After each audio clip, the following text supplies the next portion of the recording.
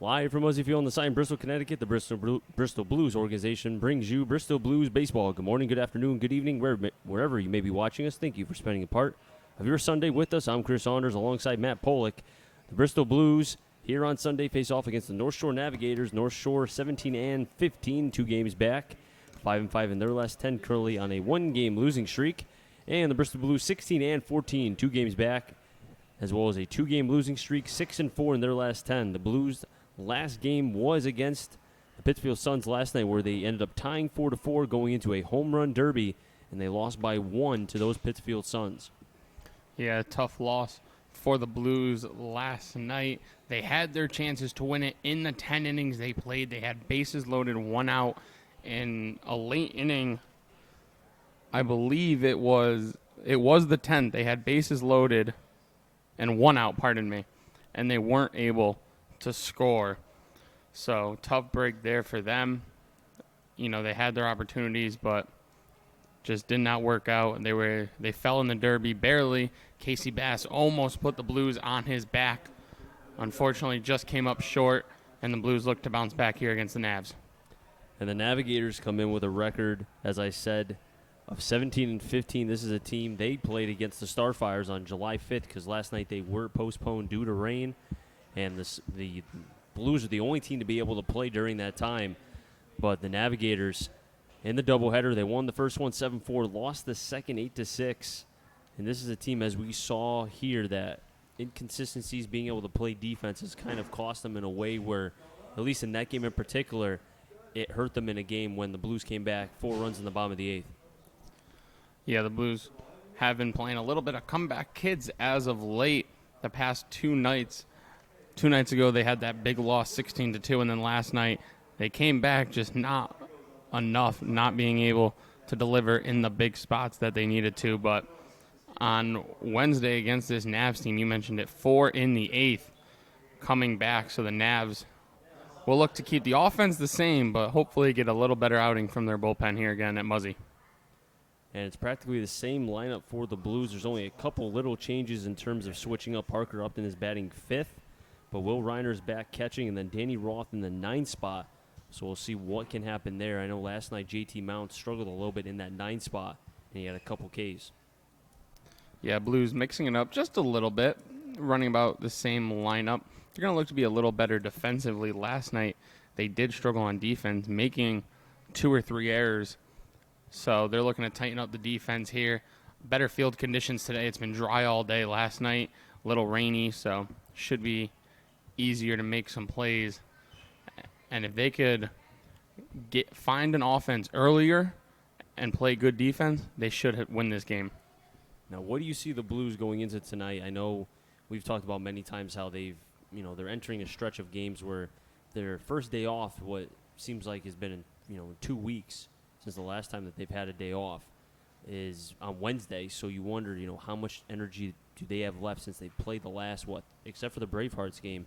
You think about the North Shore game, 8th inning comeback, the Brockton game. That had a lot of energy being used.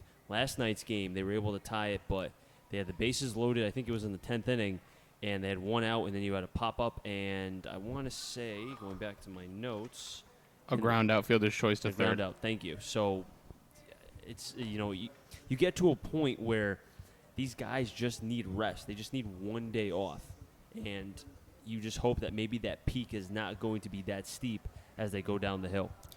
Yeah, the weather going into last night didn't look great, and everybody was saying, we've had enough rainouts, we want to play, but a rainout on a Saturday night isn't something you ever wish for, but in a way, it almost would have been a blessing in disguise had it happened. So the Blues play yet again. You mentioned it, Wednesday is their next off day, and then after that, they play 4 straight before getting the All-Star break, which I think this team needs to get here and get here soon. And with all the days that they have played, you run into a situation where now you have relievers starting games. I know Matt Shane did well his last time out against Nashville. We'll get into that later. But they have a situation where now Wesley Leahy, who went to St. Paul High School right here in Bristol, Connecticut, he is going to be starting tomorrow. We know that we had an opportunity to talk with Ronnie Palmer last night after the game, and he said that what Leahy is going to start just because of just the lack of starting pitching that they've had just, in terms of injuries, Jack Moore was injured. He had to go home. Arjun Thakkar hurt his back. He had to go home. So for the Blues, you almost hope, like, if you're a Blues fan, if they can come out of this from tonight before they enter their day off, if they can go 2-2, I think you would take that, especially with all that they've dealt with on the injury side.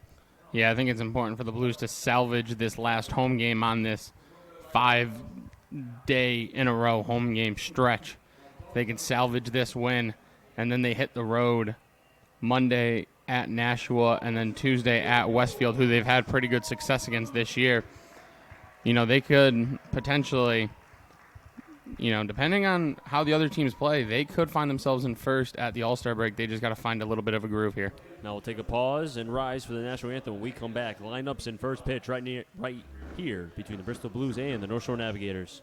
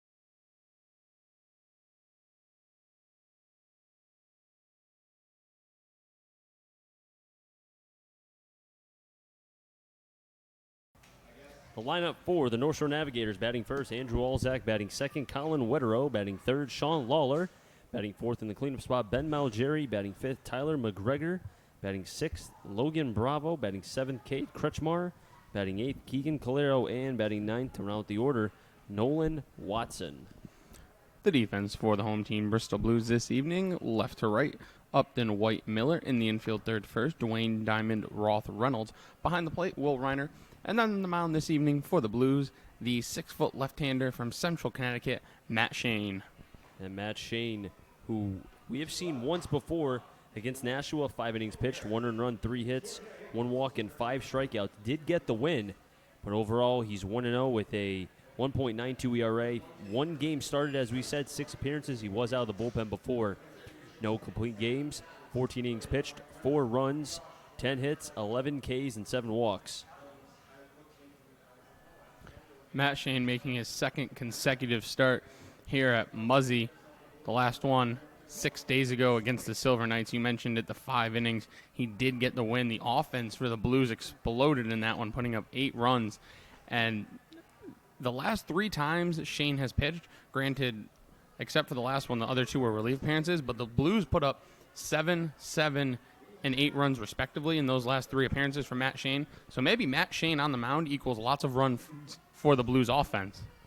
Scout report for Matt Shane. This will be his second start, and his pitch selection: fastball, 2-seam, change, and curve.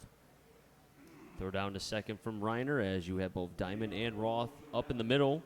As you heard, Dwayne and Reynolds on the corners in the infield. And a beautiful Sunday afternoon. It's not too hot, I would say, but it's perfect weather for baseball. Starting at 6 o'clock instead of 7. First time the Blues have started here at 6 the entire season. Stepping up, Andrew Alzak batting .320. Shane throwing from the middle side of the rubber and the windup. Shane's ready. Alzak is ready. Here we go. Fastball.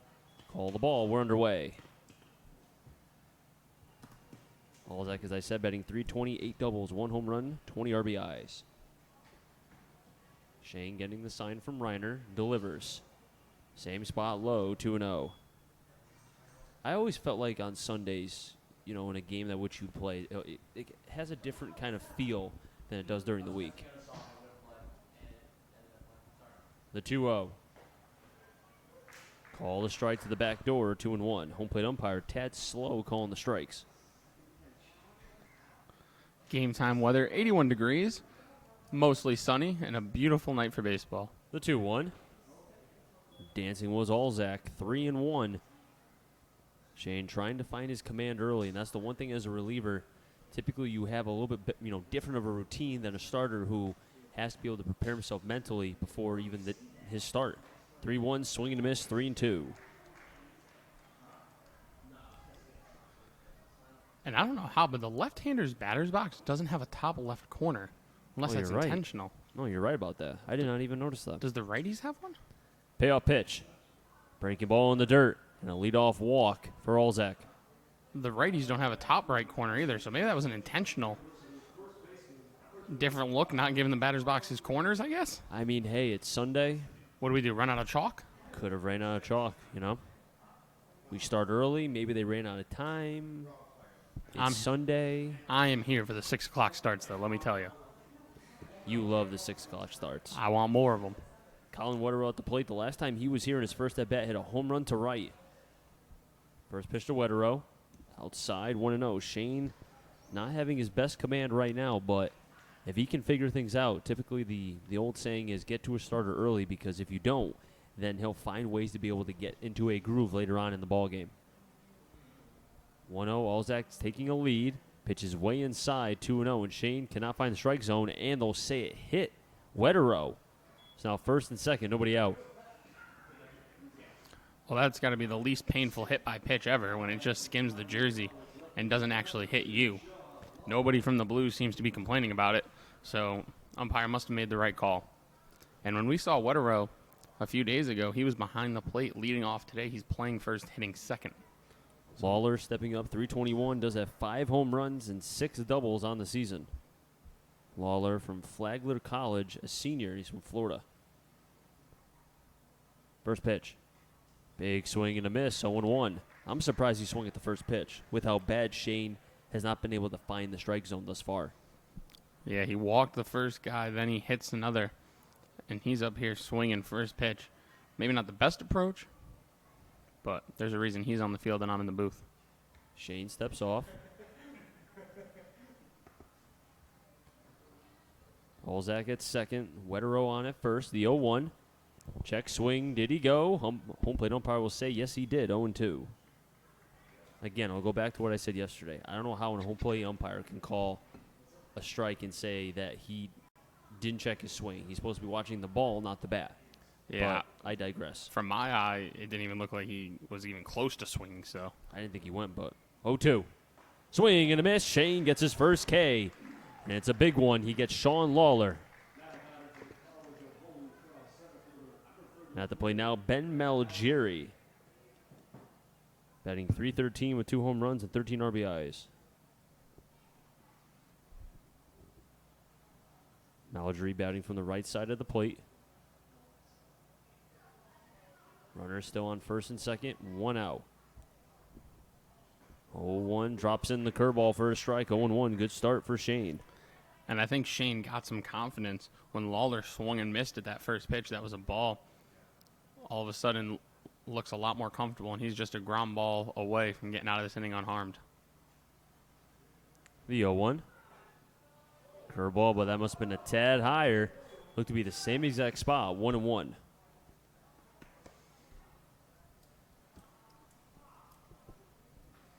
Shane's 6-foot left-hander, 165 pounds.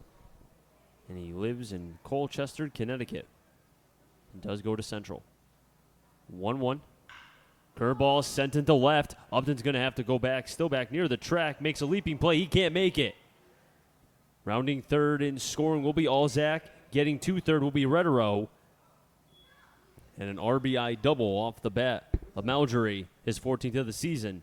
It's 1-0 North Shore.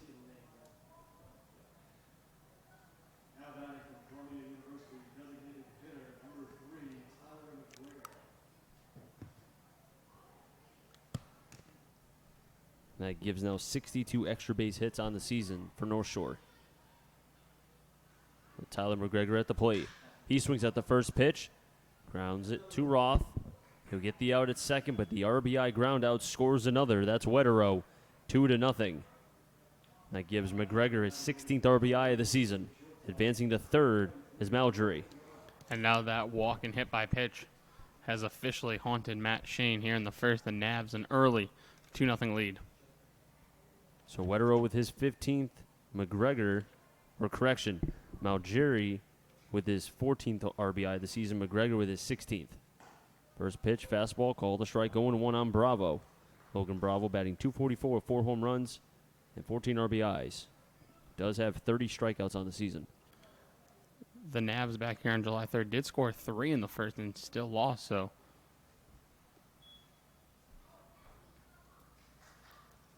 And as we mentioned in the pregame, the Blues have been loving playing comeback kid lately. Logan Bravo, 6'5", 200 from Harvard University, a sophomore, hometown of Andover, Massachusetts. Blues have 2 outs, but a runner on third for North Shore. 1-1. Curveball inside and low, 2-1. Oh, we call that a strike. That pitch looked to have been a tad low, but umpire called it a strike. Even fooled me. Shane ahead in the count, 1-2. Swing and a miss. And Shane gets Bravo 2 Ks in that inning, but he gives up 2 runs on 1 hit, no errors, and 1 player left on base. We're through a half an inning. It's 2-0 North Shore over the Blues. Bristol will be coming up to bat.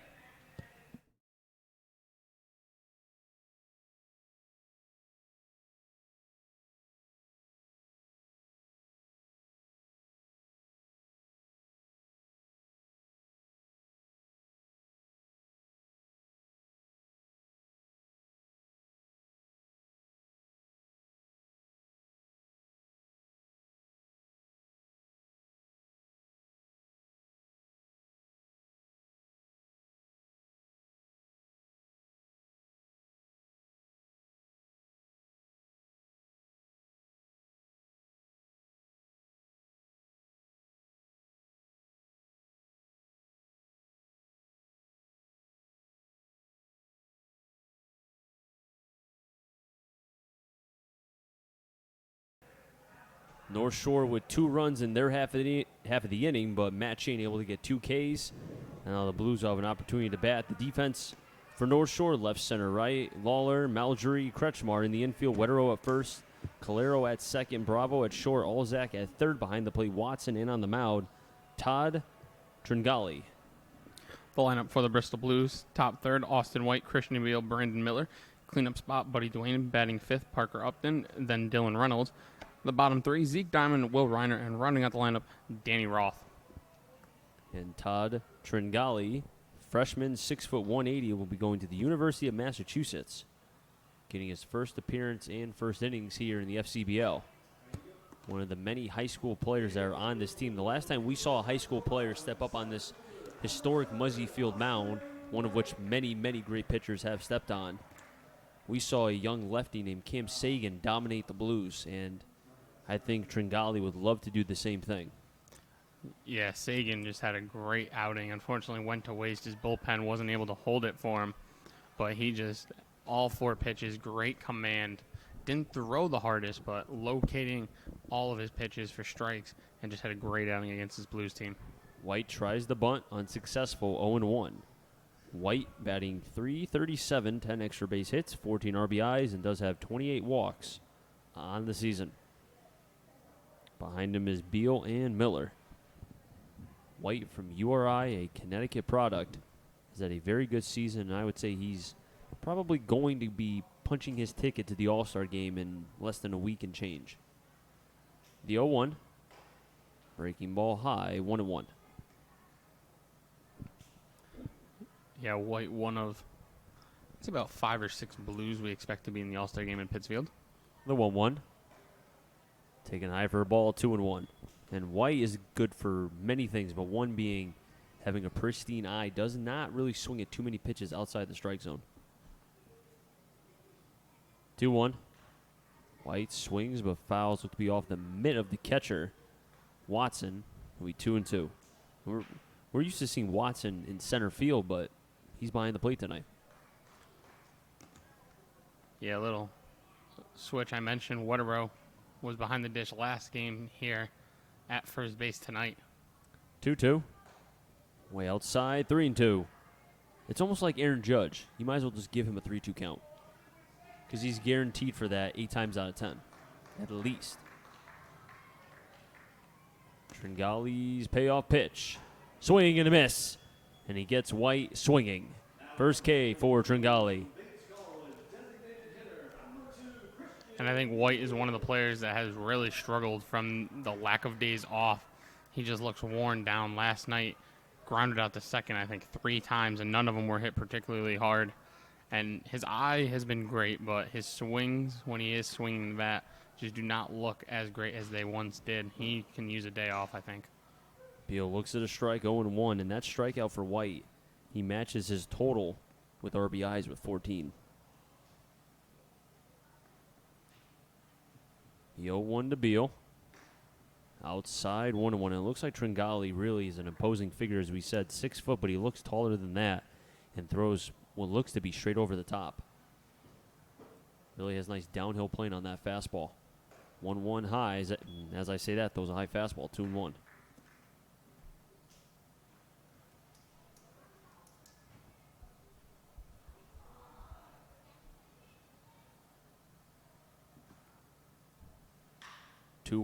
Over to short. Bravo takes the hop.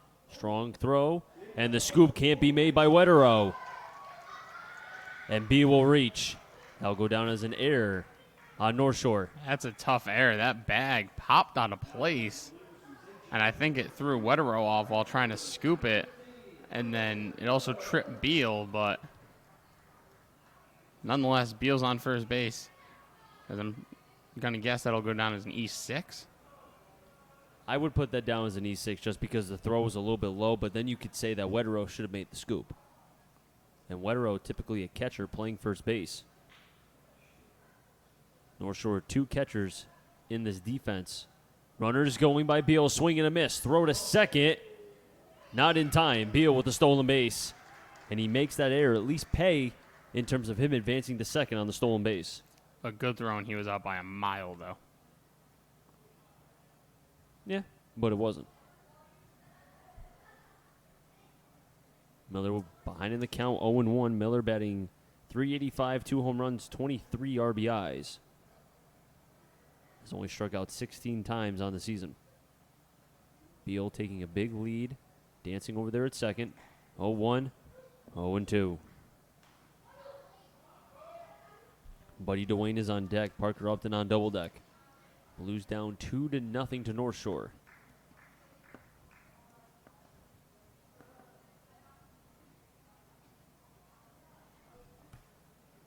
The 0-2 to Miller. Curveball that didn't curve, 1-2.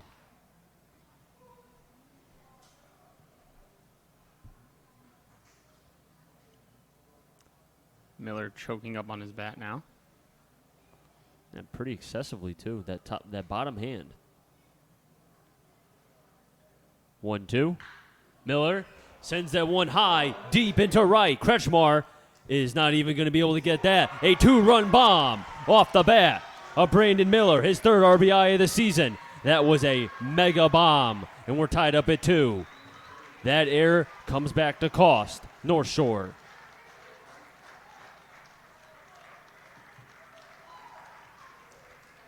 Well, Tringale making his FCBL. Brandon Miller with a nice welcome to the league, kid.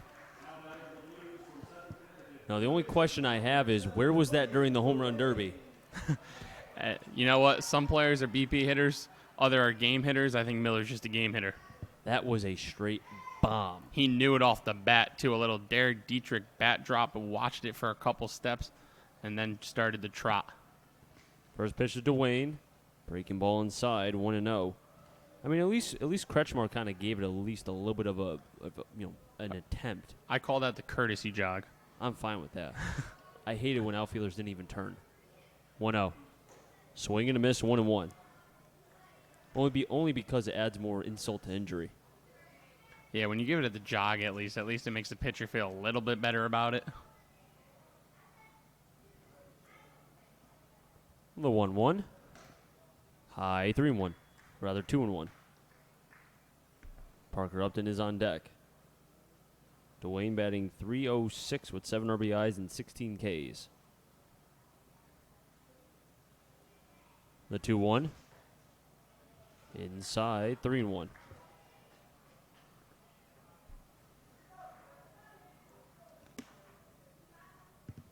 Dwayne also from Central Connecticut. The 3-1 pitch. Call the strike, delayed one, but nonetheless 3-2. A couple Blues fans don't like that call. You could tell the home plate umpire not really earning too many fans right now. Payoff pitch. Foul back. We'll do it again. Matt, you would not have gotten that ball. I would have caught it. No, you would not.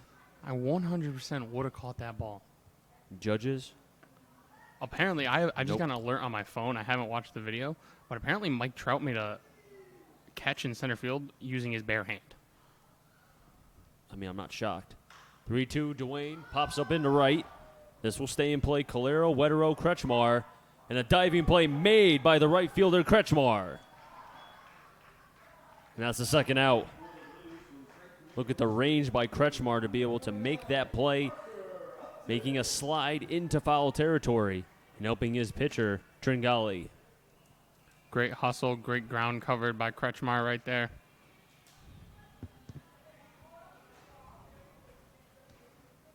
And Kretschmar from Dartmouth College, 6'1", 170, a sophomore, and he's from California.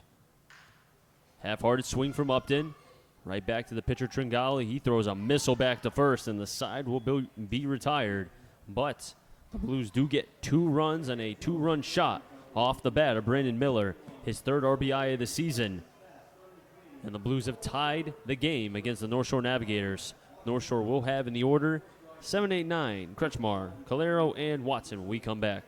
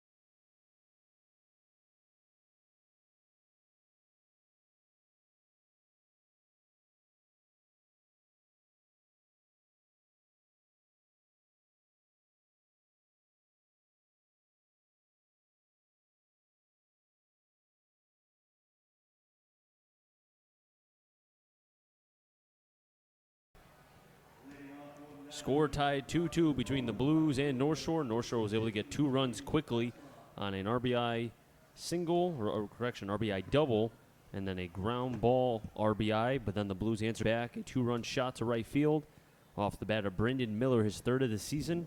And as I said, tied up here at 2.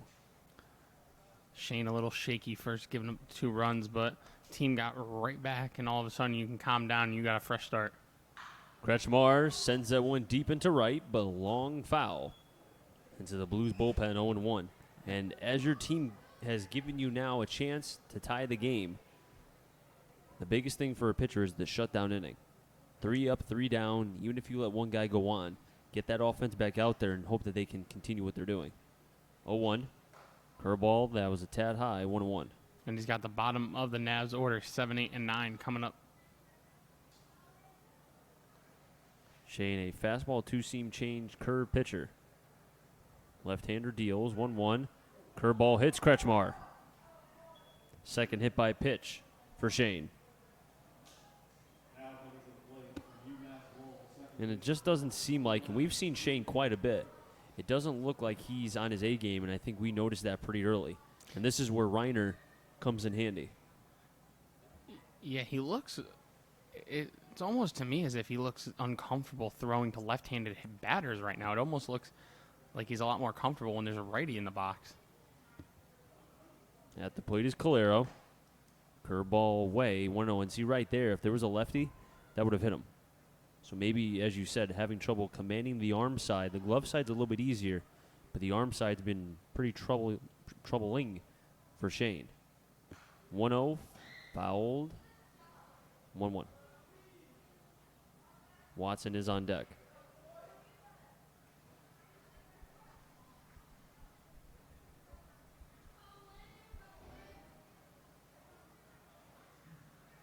Shane working quickly the runner on, throws back to first. Calero with a 271 average, 5 RBIs, and 14 Ks on the season. Blues 16 and 14, 2 games back of first. They lost last night to the Suns in a home run derby. Another pitch fouled off to the right side, 1-2.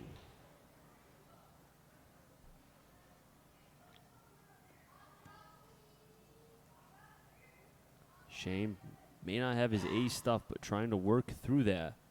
Something a starting pitcher has to go through on every 5-day basis. Another foul ball again. And Calero really working Matt Shane. Shane with 15 strikes and 11 balls thus far. 29 pitches total. Rather, correction, 26 pitches total. That's good math, Chris. Sorry. Math was not my strong suit. Another pitch throw back to first. Did you always feel like every time a pitcher threw back, that should count as almost a pitch?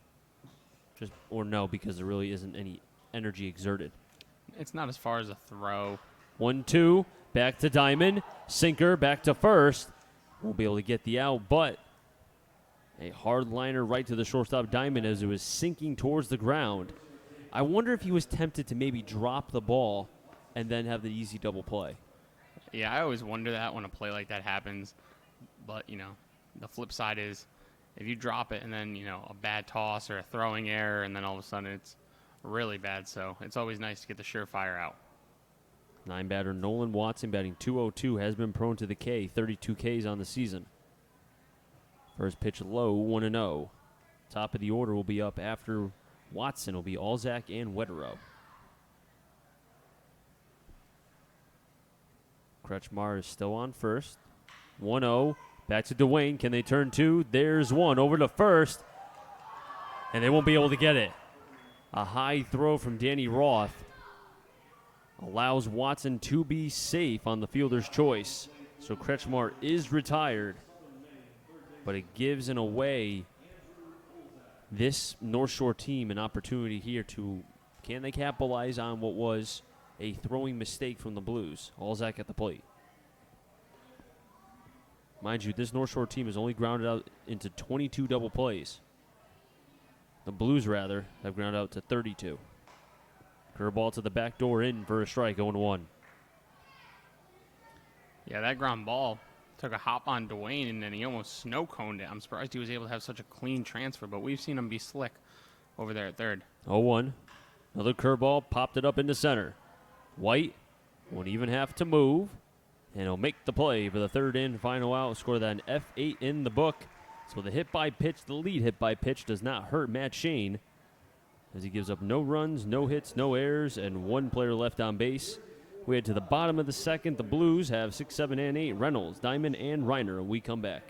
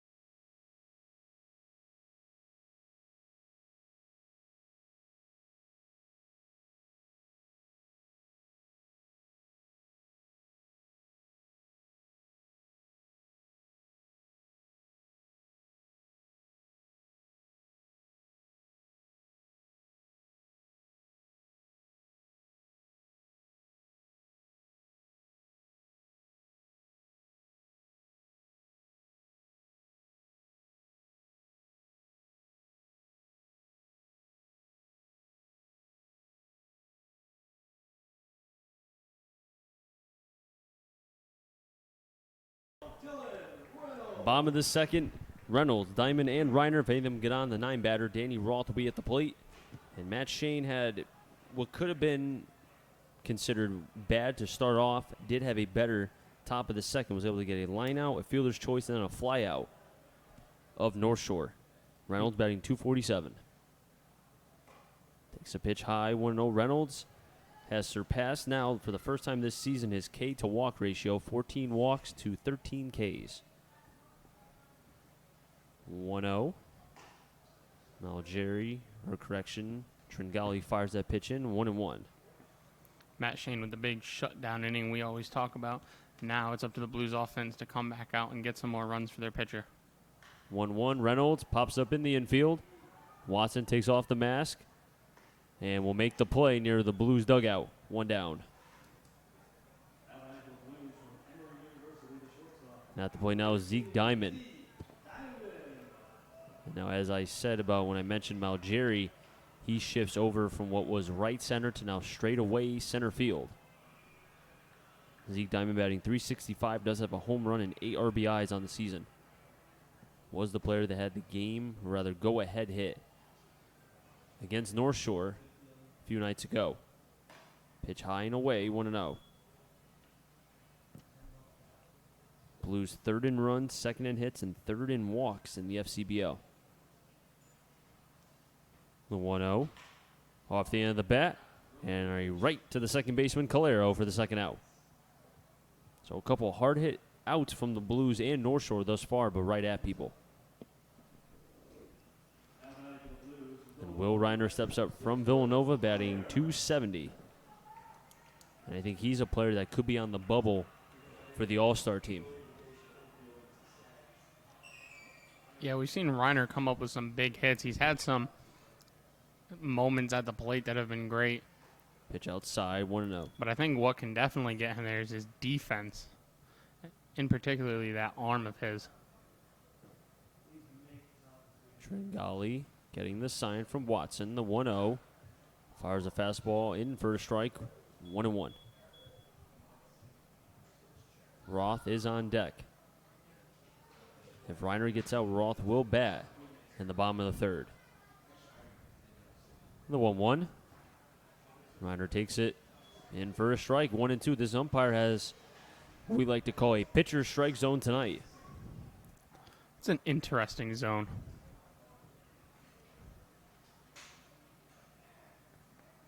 Tringali looking for a 1-2-3 inning. That changeup is low for a ball, 2-2. How about Team USA winning the World Cup? Shout out the women's national team. Beat the Netherlands 2-0. The 2-2. Reiner popped it up. Alzak going near the fence. And he's not tall enough, can't make the play.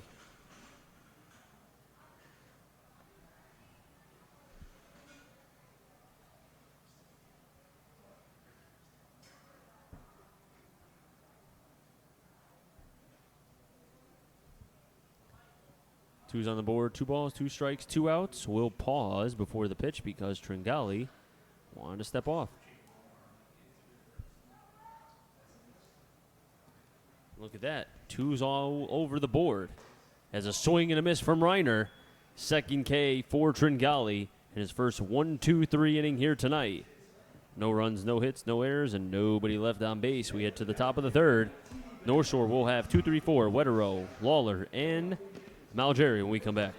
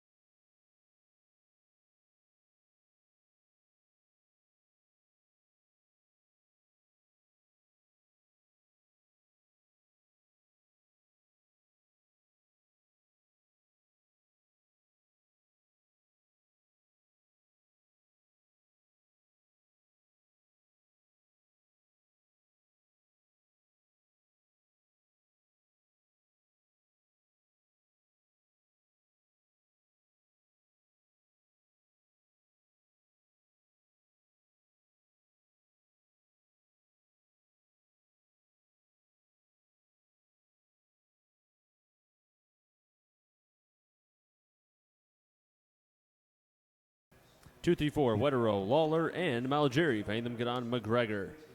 And the first 1, 2, 3 inning for the right-handed pitcher going to UMass, University of Massachusetts, I should say, Todd Trengali.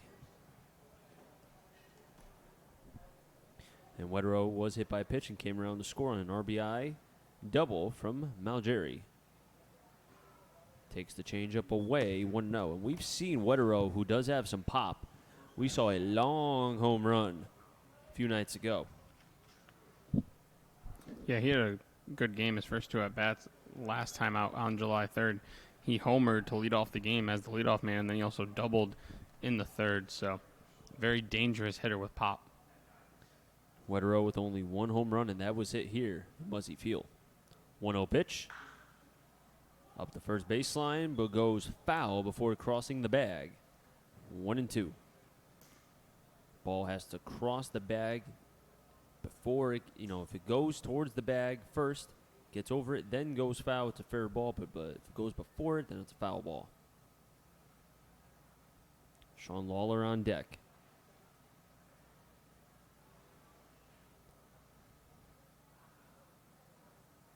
And Wetterow will call time.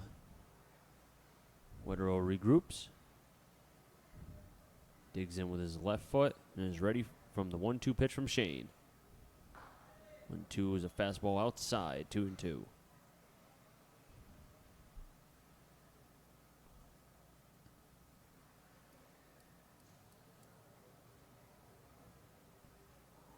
Shane already has 1 strikeout, but a couple hit by pitches and a walk. 2-2, Wetterow sends that towards right center, and that'll drop. Second hit for North Shore. And the first one for Wetterow. He's 1 for 1. Didn't get the best wood on it, but we mentioned he's got strength, able to get his hands through, get that ball into center field, and find some grass for a leadoff hit here in the 3rd. And now Matt Shane has to work around that with 3, 4, 5 in the lineup coming up. And Sean Lawler, who is one of the 2 Ks, I forgot a K. Bravo struck out and Lawler both have struck out against this left-hander. Matt Shane gets a swing and a miss on the curveball, 0-1. Malgeri's on deck. McGregor is on double deck. Shane comes to the set at the chest. The 0-1. Gets away from Reiner. He can't find it. And now Shane has to go over, and you can see Lawler wavering around Wetterow as he gets the 3rd.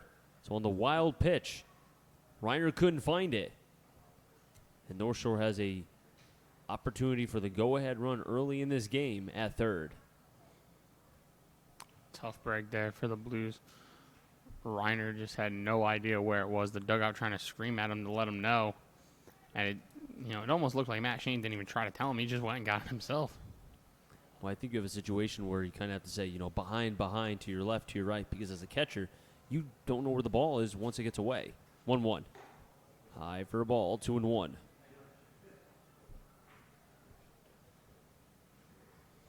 And now all of a sudden, instead of working around a leadoff single, it's like you're working around a leadoff triple. As Chris takes his sunglasses back out. The 2-1. Breaking ball that dropped from the heavens, but caught a ball, 3-1. And the Blues faithful, we assume, do not like the call from the home plate umpire, as the sun is barreling down on us here in the press box. Yeah, the fans said, call a curveball, Blue. And it's true. I feel like the umpire strike zone with fastballs has been huge. 3-1, foul, 3-2, and that's the curveball again. So Shane, although he's been struggling, he keeps going back to that pitch because he knows doesn't have enough velo on the fastball to just get by with that. So he has to continuously throw his curveball and changeup and try to find it. Wetterow is on 3rd. Payoff pitch. Up the middle, back to Shane. Shane staring down Wetterow, tosses it to Reiner, and they get the out at home. Heads up play by Matt Shane. Decided to go to home instead of going towards first. And the pitcher showing his athleticism there. And Wetterow didn't look like he was happy with Shane. I think he had a few words for him. See, I don't understand that. There's nothing wrong with that play. Instead of tossing it back, to Reiner in a way, why not just try to be able to tag him out himself? No, the right play is to run at him. If you throw home, he gets back to third safely. You have to run at him. Exactly. Throw back to first. Malgeri at the plate had an RBI double that scored Wetero for the first of 2 runs in the top of the first before the Blues tied it in the bottom of the first on a 2-run shot from Brandon Miller. Slick play by Shane, and now all of a sudden, Malgeri fouls it. a runner on first and 1 out with no runs across is a lot better than the guy on third and nobody out. Do base runners not like you when they get tagged? I mean, I understand it's an out, but We also can't see or hear anything on the field. Maybe Shane had said something to Wetero that started, we can't hear the players, so, ball players like to chirp, so you never know. that could start something. The 0-1, in for a strike, 0-2. And I know if you just tag them, that's one thing, but if you're saying something back, that could cause a little bit of a disturbance amongst the play. But you know what? Wetero will potentially face Shane again, so let's see. Maybe he'll make him pay later on in the ballgame. The 0-2 will have to be paused as he throws back to first. Christian Yelich will not be in the home run derby as he tweets an apology to all the fans because he has to miss it. The 0-2, ground ball. Diamond bobbles it, and he won't be able to get either the out at second or first. An error for the shortstop. Well, this was a problem at the beginning of the year for the Blues in their first 15 when they started 5-10. It was the middle innings and the defense. And then both of those got better, and now the defense has started to hit another slump. And again, I truly think it's just because they've played so many games in a row. It's been hot out, but no excuse. That's a routine grounder. As a ball player at this level, you need to be able to make those plays. Curveball high, 1-0 on McGregor. McGregor got an RBI ground out in the first. Shane with 2 Ks, but does have a couple hit by pitches and a walk. The 1-0 to McGregor. Fastball high, 2-0. And the pitch count is rising for Shane, 28 strikes to 18 balls.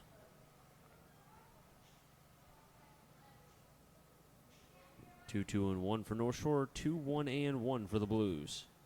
Top of the third, 1 out. 2-0, pitch outside, 3-0.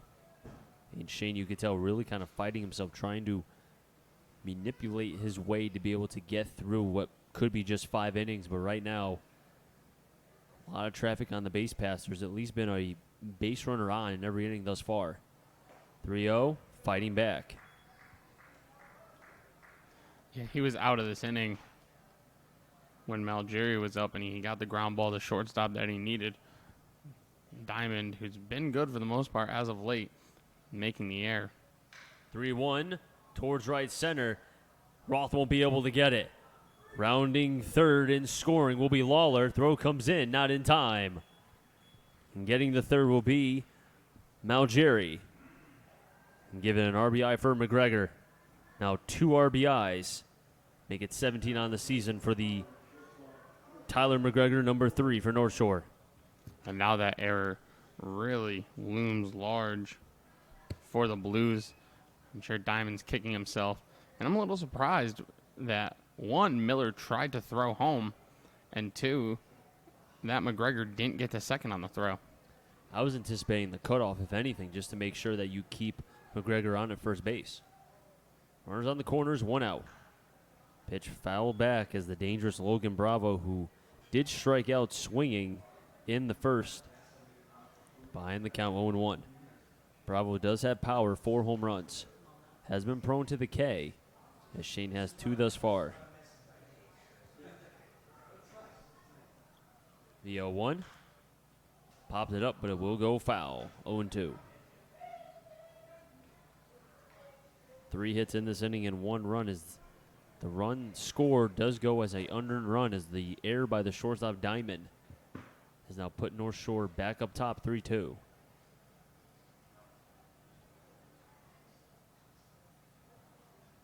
The 0-2. Curveball. Call the ball, 1-2. This umpire hasn't been very consistent. Kretschmar is on deck. Calero on double deck. The 1-2. Curveball way outside to the arm side, 2-2. And Shane trying, as I've said, fighting himself to be able to get that arm slot where he needs it to be. Just doesn't look to be on his game tonight. Shane shaking off twice, 3 times. Nod his head yes to the 4th sign. 2-2. Check swing. And they'll call it for a strike 3. Bravo down. Second K for Bravo. 32 on the season for the right-handed hitter. And that brings up Kretschmar, the 3rd K for Shane. As once again, the home plate umpire calling the swing on the check swing, not using his field umpire. I don't know why, but I think that irks me more than anything. First pitch to Kretschmar. And he gets hit again. Second time Kretschmar's been hit. And Matt Shane's now staring back at Kretschmar, and he has to be careful.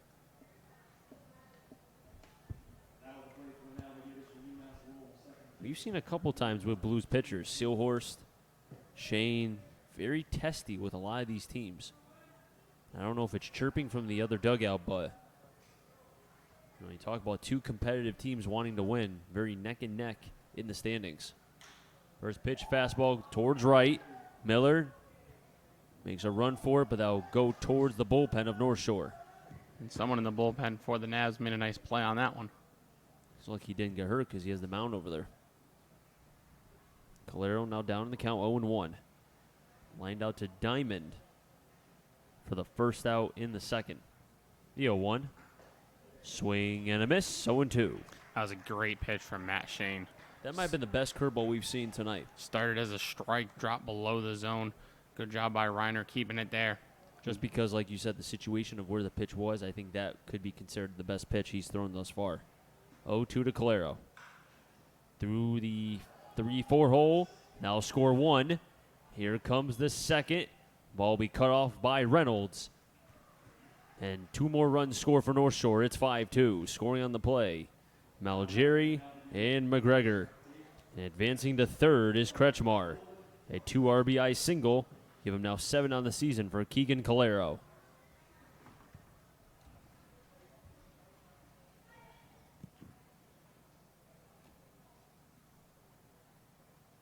Has Matt Shane calling time to fix his jersey and look to be his belt as well, as the 9-batter Nolan Watson stepping up.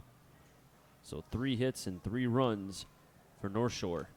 Scored 2 in the first and 3 here in the top of the third. First pitch fastball in for a strike, 0-1. So we have an RBI hit from McGregor, giving him now 17 on the season. And then Calero, who now has 7. The 0-1, runners going, pitches high. Reiner's throw will be off the line and airmailed into center field. Scoring on that play is Kretschmar, make it 6-2. Advancing to third on the errant throw will be Calero. And it gets bad to worse here at Muzzy Field. And as you said, Matt, this team just looks like they're playing through the motions right now. Not playing with the same crispness as we've seen. Taking away the Bravehearts game this last couple home game stretch. They're deflated. That's the one. That's a great word. They really are.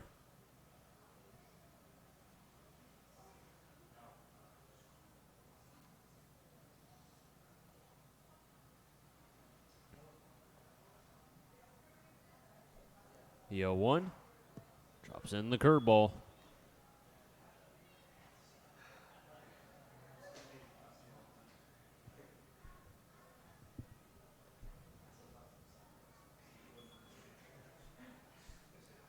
The 1-2.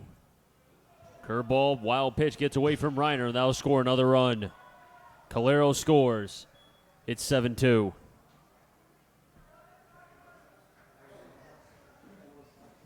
And the wild pitches, errant throw brings in a couple more runs. 5 runs scored in this top of the third. The 2-2. Swing and a miss. Shane gets another K, his 4th, but the damage has been done. 5 runs from North Shore. 3 hits, 2 errors. It's 7-2 North Shore over the Blues. Bristol will have to try to fight back. They'll have 9th and top. Roth, White, and Beal when we come back.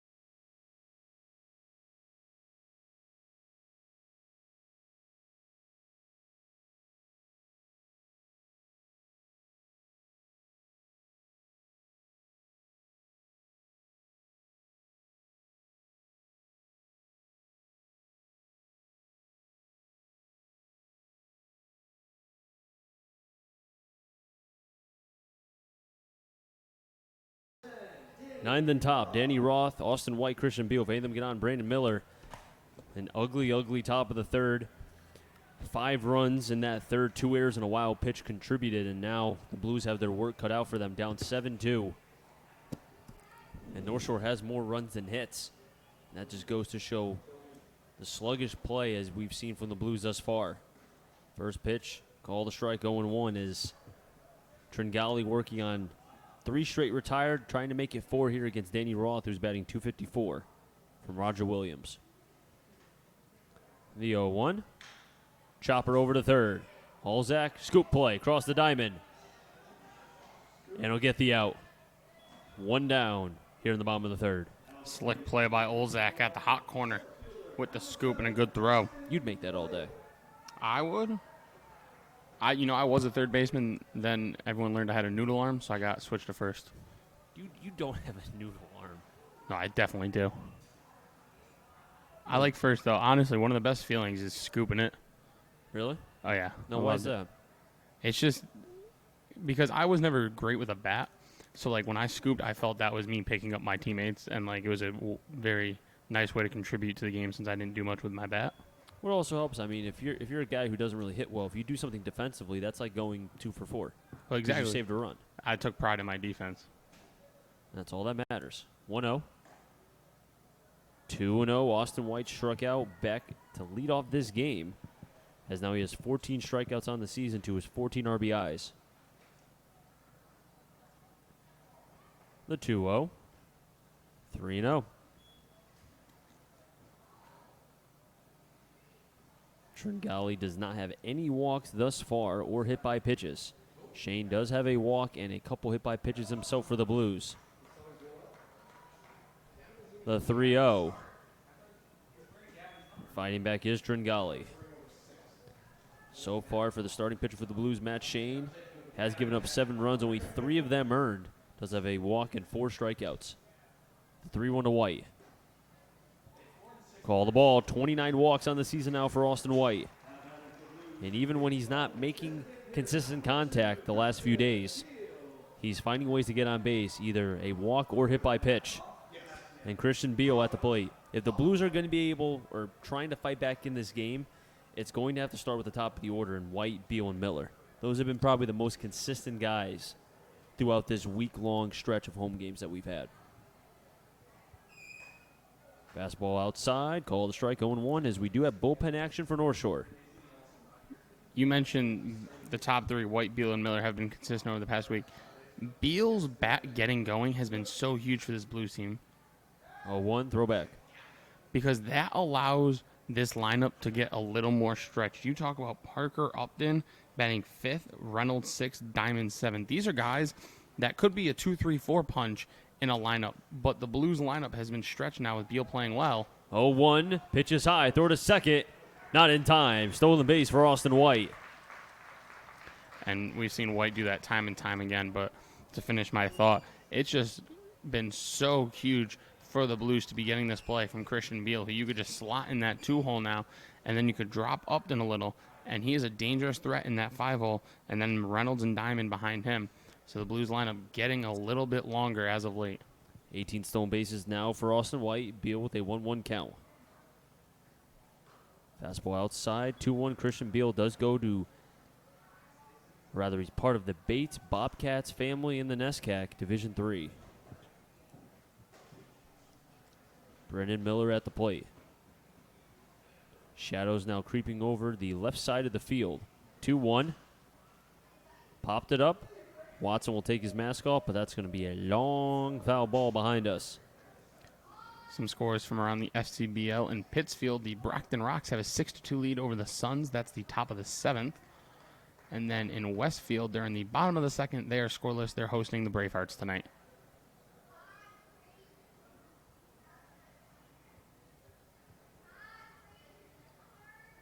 The 2-2. Fastball high, 3-2. As this Sun wants to be out, trying to creep through the crowd, doing a pretty good job right now. It's right on us. Like, if the ball's hitting the air right now, it's going to be tough. We're not seeing it. We're reading the fielders' reactions. The payoff pitch. Towards right and through for a base hit. Ronnie Palmer's waving around Austin White. Christian Beal, he thought 3, but stays a second. He shows his emotion. Another opposite field hit for Christian Beal. Give him 8 RBIs on the season. Austin White scores. It's 7-3. Great at-bat by the Bates product, Christian Beal, fouling off some pitches, being very patient, getting a pitch he likes, and smoking it down the right field line, going the opposite way. We've seen that time and time again. That brings up Brandon Miller, who had a home run back in the first. And we've seen Beal now. I think almost every one of his hits are to the opposite side of the field. Beal dancing at second. Miller with a daddy hack. Not too pleased, 0-1. Yeah, he was trying to make this a 7-5 ball game and get his second-round tripper of the night. Which he is capable of doing, but I think this is a scenario where just try to keep the line moving. Because you have Buddy Dwayne on deck, Parker Upton on double deck. As he's Galley steps off. Sorry, Chris. As he's choked up on his bat now, so maybe that's not a 2-strike approach. Maybe that is just his approach when he gets into the box. Well, he was choked up when he hit the home run. The 0-1. Fouls it back. On the run is Alzak near the fence, but won't be able to make the play. 0-2. And Chris, I just want to extend my apologies. I know how upset you are to be missing the Futures game right now. Yeah, I don't want to talk about it. I'm missing Justin Dunn. I'm missing Kalenic. I'm missing Devi Garcia. I could go on forever. I'm missing so many prospects. I can't even record it either. Oh, why not? I don't have DVR. I know. Come on, Grandpa. 0-2. Fastball high, 1-2. It's all right. I'll be able to watch the All-Star game, though, and the Home Run Derby. We don't have a game until Thursday. I'm fired up for the Derby tomorrow night. I am, too, but Yelich not being there now kind of takes a little bit of that flair out. Yeah, you got Matt Chapman replacing him, though. Yeah, but I don't know. It's not the same, I know. I know, exactly. It's not the same. 1-2. Inside, 2-2. I mean, now, I see, here's my thing. I know we want to see, like, Aaron Judge there again and Sanchez, but I've always felt like guys who participate in the Home Run Derby are never the same. At least maybe not for the next year and a half. Prime example, look at Aguilar from the Brewers. Yeah, everyone always talks about that, but there has been players that 2-2 check swing. He didn't go. Runs the count full, 3-2. that have had Derby success and then still had success in the second half. So it's possible, True. but I'm excited to see Vladdy Jr. tomorrow in the Derby. I think that's a good sign to have Vlad there.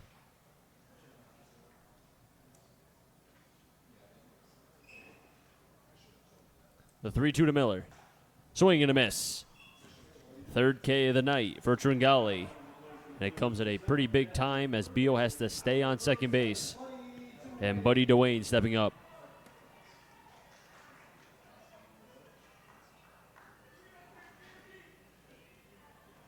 Parker Upton is on deck for the Blues here. So far, 1 run on 1 hit off the bat of Christian Beal. Gave him 8 RBIs on the season.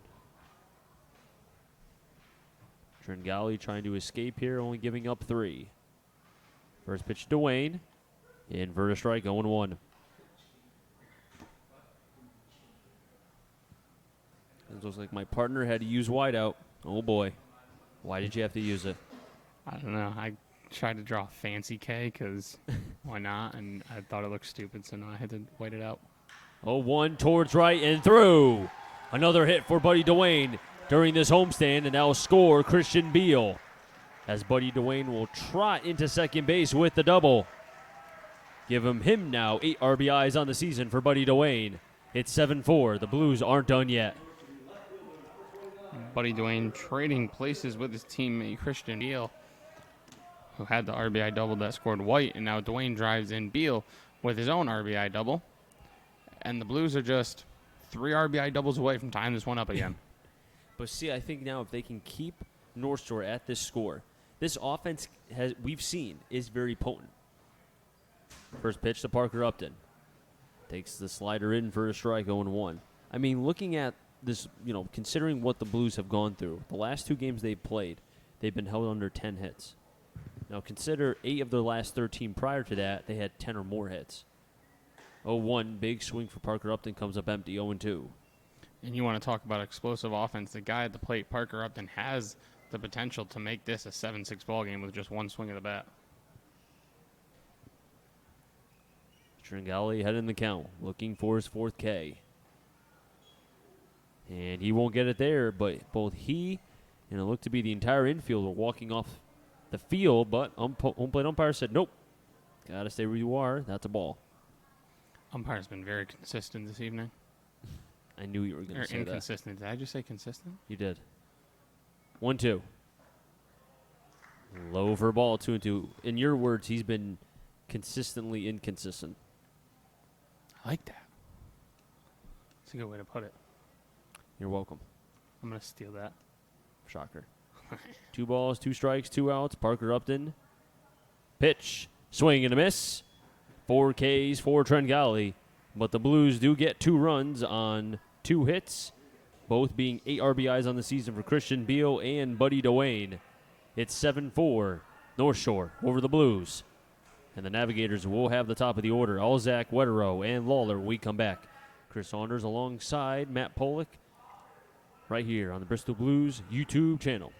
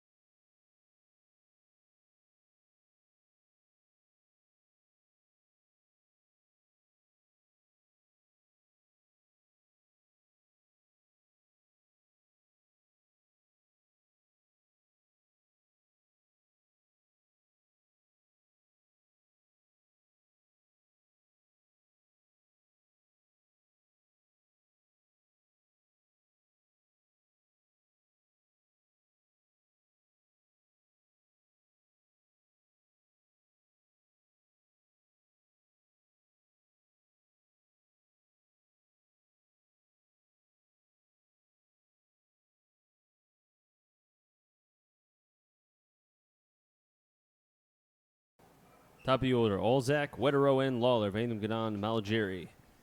Shane still on the mound. First pitch, a ball to Alzak. Getting his 4th at-bat here. Walked and came around the score and flew out to center field. Looking for his first hit. Towards Reynolds and stays fair down right field as it ricochets off of Reynolds. And Alzak will reach. and Reynolds gave it a dive, hit off the glove. If it doesn't hit his glove, that might be a double for Olzak. So holding him to a single, I guess you can consider a tiny victory for the Blues and Matt Shane. That gives Olzak his first hit tonight with Wetero at the plate. And we saw something happen with Shane and Wetero when Shane tagged him. Here's the payback. Fastball in for a strike, 0-1. So Shane, if he doesn't want to hear what could be something back from Wetero, might want to get him out. Just my guess. Otherwise, he'll have to drink some humble pie, or have to eat some humble pie. And some surprising basketball news. Kevin Durant announces that he'll wear number 7 in Brooklyn. Why is that surprising? I don't know. Why change from 35? It's not like he changed when he went to Golden State. I don't know, maybe Kyrie told him to change it. They're boys now. Or they always have been, I guess. Lawler's on deck. Malgeri on double deck.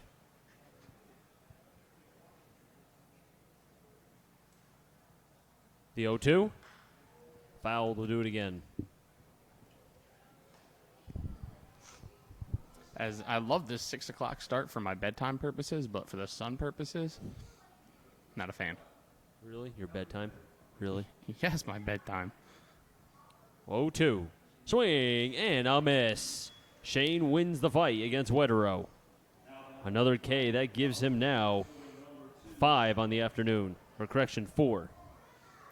I bet you plenty of Blues fans agree with me that the 6 o'clock starts are better for their bedtimes. 5 Ks for Matt Shane. I miscalculated a K. That was Nolan Watson back in the third. Stepping up is Sean Lawler. First pitch to Lawler. He fouls it back. 0-1. Chris Saunders alongside Matt Pollock right here on the Bristol Blues YouTube channel. Jack O'Donnell manning the computer, and Connor on the field camera. We like to call Connor Sunshine.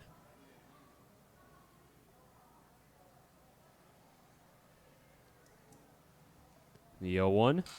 Broken bat towards Roth. Can they turn 2? Tags 1 over to first. Double play. So score that 4-3 DP in the book. And the Blues get another double play on the season. That's going to be the 23rd from North Shore. Head to the bottom of the fourth. Your scores 7-4. Bristol Blues are down against the Navigators. And the Blues will have 6, 7, and 8. Reynolds, Diamond, and Reiner when we come back.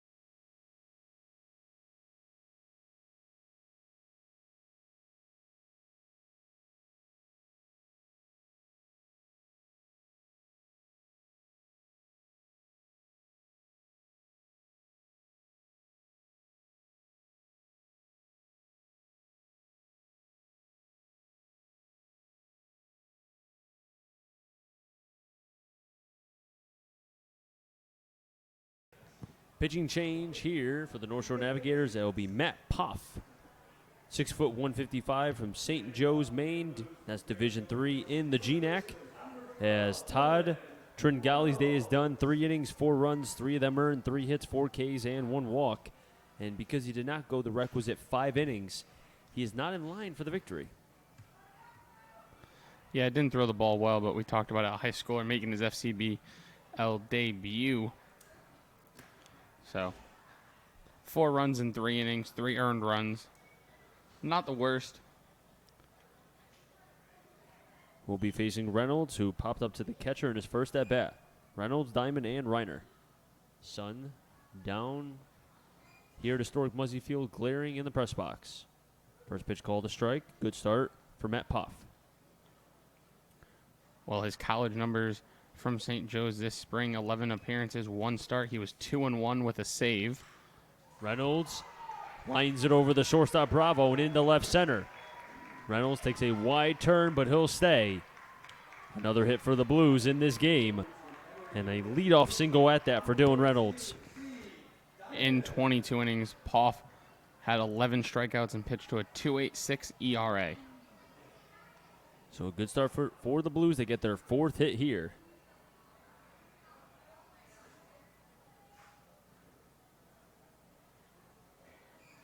Matt Poff throwing from the, look to be the first base side of the rubber.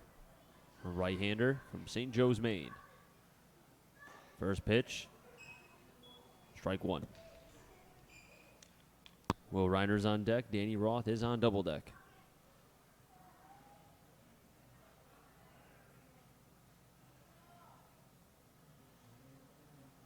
Oh, 1. Before that, has to throw back to first. Does Poff. Blues have scored 2 in the first and 2 in the bottom of the third. North Shore 2 in the first and 5 in the third. Well, so far, the Blues are only scoring after the Nav score. 0-1. Off the end of the bat goes foul. If they're going to want to win this game, they're going to have to score after some shutdown innings by their pitchers. The leadoff single by Reynolds, a good start here in the 4th. Will Reiner is on deck here, as the shadows are creeping towards the entire field now except home plate. 0-2 to Diamond. Runner's not going. Fouled back again.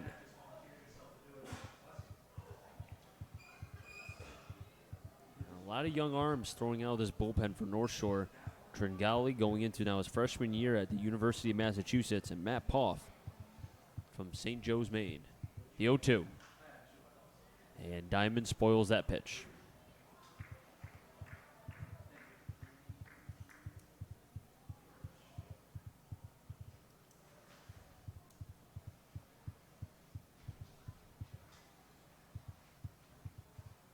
The 0-2. Towards short. Bravo tosses it for 1 over to first. It's a high throw and gets away. Calero can't make the throw. Second error for North Shore. That was Calero. They do get the out at second base. So Reynolds is out, but Diamond reaches on the air.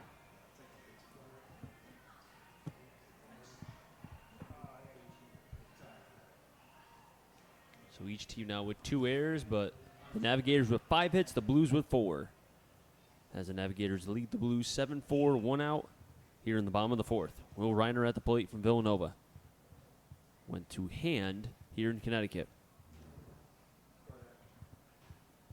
Throw back to first. Call be made safe. First time the Blues have started all year at 6 o'clock. It's currently 7:16 here. Hour and 16 minutes, and we're through 3 1/3 so far. First pitch to Reiner. Sends that one into center. Malgeri going back. Takes a couple more steps and makes the catch. Going back to first is Diamond. 2 down. Reiner gave that a nice drive, but a little bit too much launch angle. Almost sounded like he got it jammed a little bit. The Villanova product, though. Pretty good poke into that one. Maybe if he got the barrel on it a little bit better, a little less launch angle, and pulled it a little more, he'd have a chance. Danny Roth ground out to the third baseman for what was the first out in the bottom of the third. But that did lead, though, after to 2 runs. Pitch called a strike, 0-1.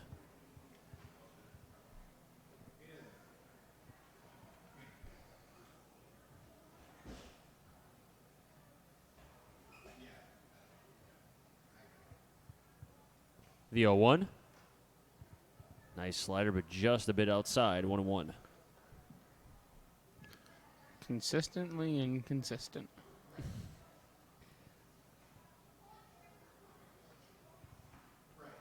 Matt Poff comes to the set. 1-1. Call the strike. 1-2. And Roth can't believe it. Well, the hitters are going up here not knowing what's a strike and what's a ball. I think Roth even turned around and said, hey, where's that pitch? Was it low? And obviously, home plate umpire said, nope, strike. 1-2. Takes it 2-2. And I feel like, too, it has to be rough for these hitters because not knowing the strike zone, it kind of messes up your approach because then you have to attack early if the pitch is close, even if it's out of your realm of strength.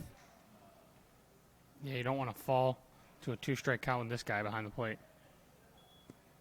But Roth, who did fall behind, has now run the count full 3-2. Diamond is on first with 2 outs. Inning start off with Reynolds singling to left. Diamond reached on an error from the second baseman Calero. Reiner flew out. 3-2 pitch is outside for a ball. And Roth will be on first with the walk. Advancing to second is Diamond. And we're at the top with Austin White. That was probably the best case scenario. If you were going to have 2 outs with runners on, you want to have Austin White at the plate.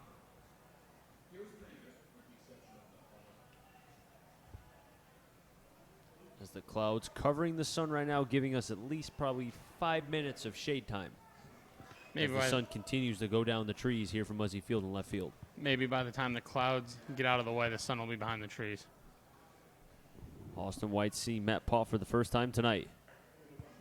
Takes a strike 0-1. His first 2 at-bats were a K and a walk against Tringali. But that walk in his second at-bat came around to scores. He stole second, and then RBI to right field when Christian Beal was at the plate.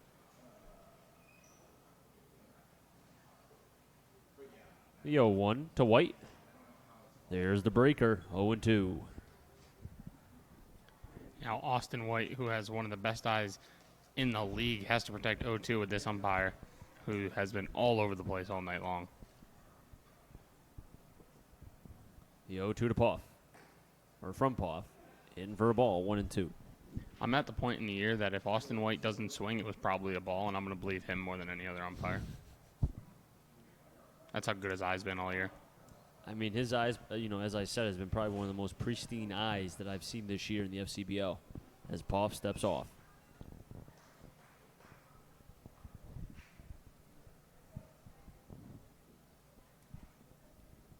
White steps back in with a 1-2 count. Diamond on at second. Roth on at first. Diamond dancing over there at second. The 1-2 to White. Sends that one towards right, and that's going to be fair and get all the way towards right field. Diamond will score.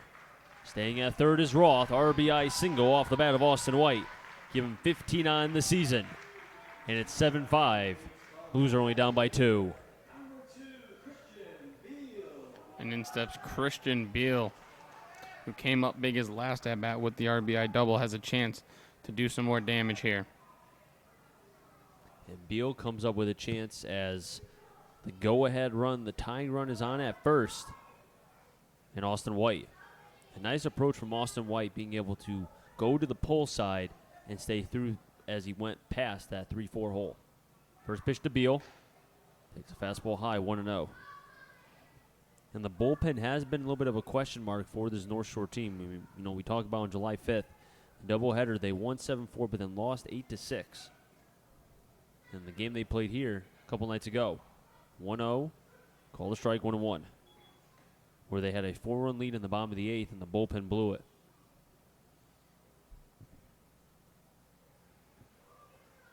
Brandon Miller is on deck.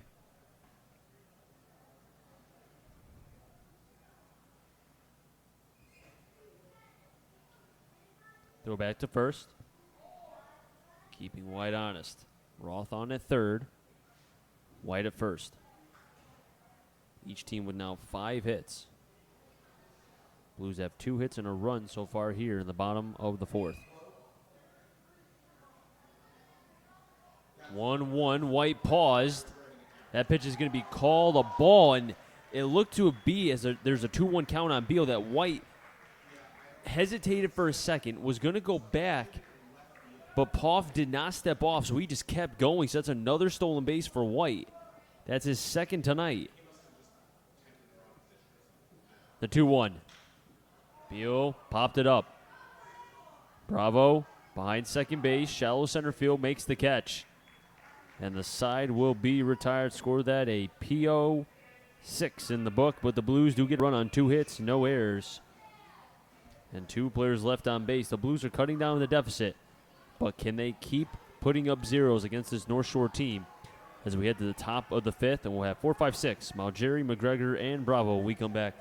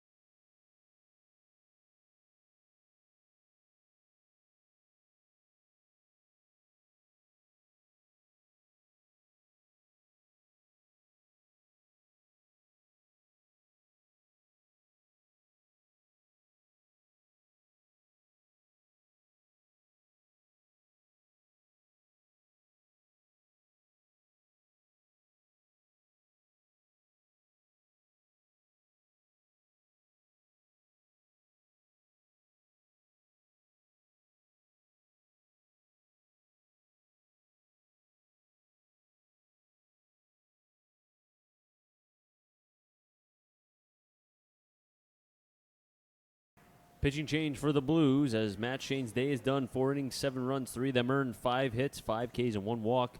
Really had to grind through those innings, but a new wing for the Blues here in the 2019 FCBL season. It is Garrett Coe who went to the gunnery, and he's a big man, 6'6", 244. He'll be going to Connecticut in the fall, a freshman from Lakeside, Connecticut. He'll be facing 4, 5, 6, Malgeri, McGregor, and Bravo. First time that we're seeing Garrett Coe here, but I can tell you right now, he can play offensive line for the Cowboys anytime he wants. Fires on a fastball. Good start for the lefty Coe. Also played basketball as well. At 6'6", I would hope so. He can play center for the Knicks. Pitch high, 1-1. I'm sorry, is that too soon? No, Nick's going to mess around and make the playoffs this year. Just wait on it. By mess around, you mean end up being like 10-40. 1-1. Fastball high, 2-1. No, there's no way we win less games than last year. 0% chance. Who wins more, you or the Suns? We do. 2-1. Popped it up. And that'll be a long foul. As you heard the Suns, not the Sun fans, but the Blues fans say, foul ball. 2-2. Garrett Coe standing on the third base side of the rubber, delivers the 2-2 pitch. High for a ball, 3-2. And I always wondered, we saw a couple first appearances over this last couple days. Andrew Marrero was one of them. Took him a while to be able to get adjusted. 3-2 pitches high, ball 4. Malgeri reaches on the walk. But you wonder, your first appearance, you're a little bit nervous. You're trying to maybe overthrow a tad. First time you're in the FCBL, you wonder when do you, in a way, kind of control those nerves. And a lot of these pitchers we've been seeing for the first time are high school kids. So this is probably the high, not probably, this is the highest level they've played at to date. First pitch. Reiner gets away. Throw to second. And he's going to be out. Reiner showing off the cannon. Guns down Malgeri. That's why you don't run on Reiner. When are they going to learn? When will they learn you don't run on Reiner? But as I said that, Mike Oldenwalder is not too pleased with that call, as he thought his player Ben Malgeri, was safe, but home plate umpire and field umpire both disagree. Tyler McGregor heading the count though, 1-0, but the bases are empty. Coe from the windup. Drops in the breaker, 1-1, and I always thought maybe that could kind of help a young pitcher. After he walks somebody, you're able to gun him down, get that first out, and now maybe he can settle down a little bit. Yeah, a defensive play like that 1-1, make it 1-2. can definitely be huge for your confidence. I mean, all of a sudden that leadoff walk erased, and you could just not worry about runners and just go back to pitching. The 1-2 pitch. Check swing, didn't go. No harm, no fouls. The ball got away from Reiner.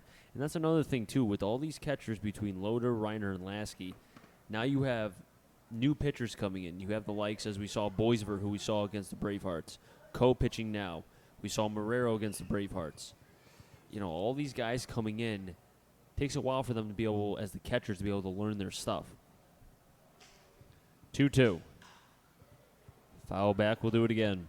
Yeah, and as we saw when Coe came to the mound, Reiner had an extensive talk with him, probably going over signs and exactly what he throws. Maybe this could be potentially the first or just maybe second, third time they work together. 2-2. Right side, Roth, Fields. 2 down. 4-3 in the book. McGregor retired for the second time, but does have 2 RBIs on an RBI groundout and a hit to right field. That gives McGregor 17 RBIs on the season coming into that at-bat. As Logan Bravo, who has struck out twice and was victim of 2 of the 5 Ks for Matt Shane. Facing an imposing figure in Coe, takes a pitch high, 1-0.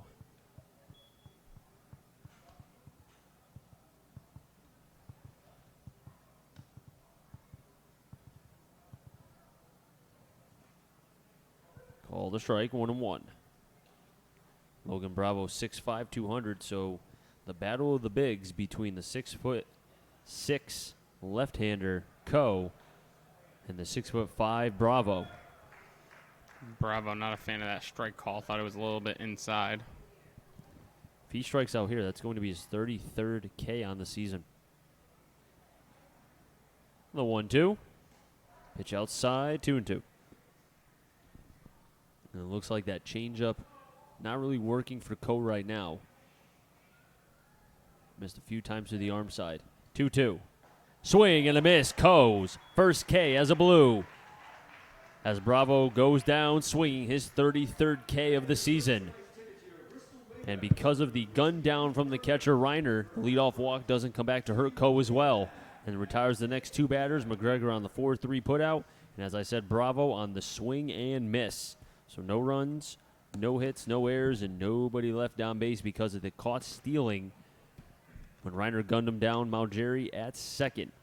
So we head to the bottom of the 5th. We'll have 3, 4, 5. Brendan Miller, Dwayne, and Upton when we come back.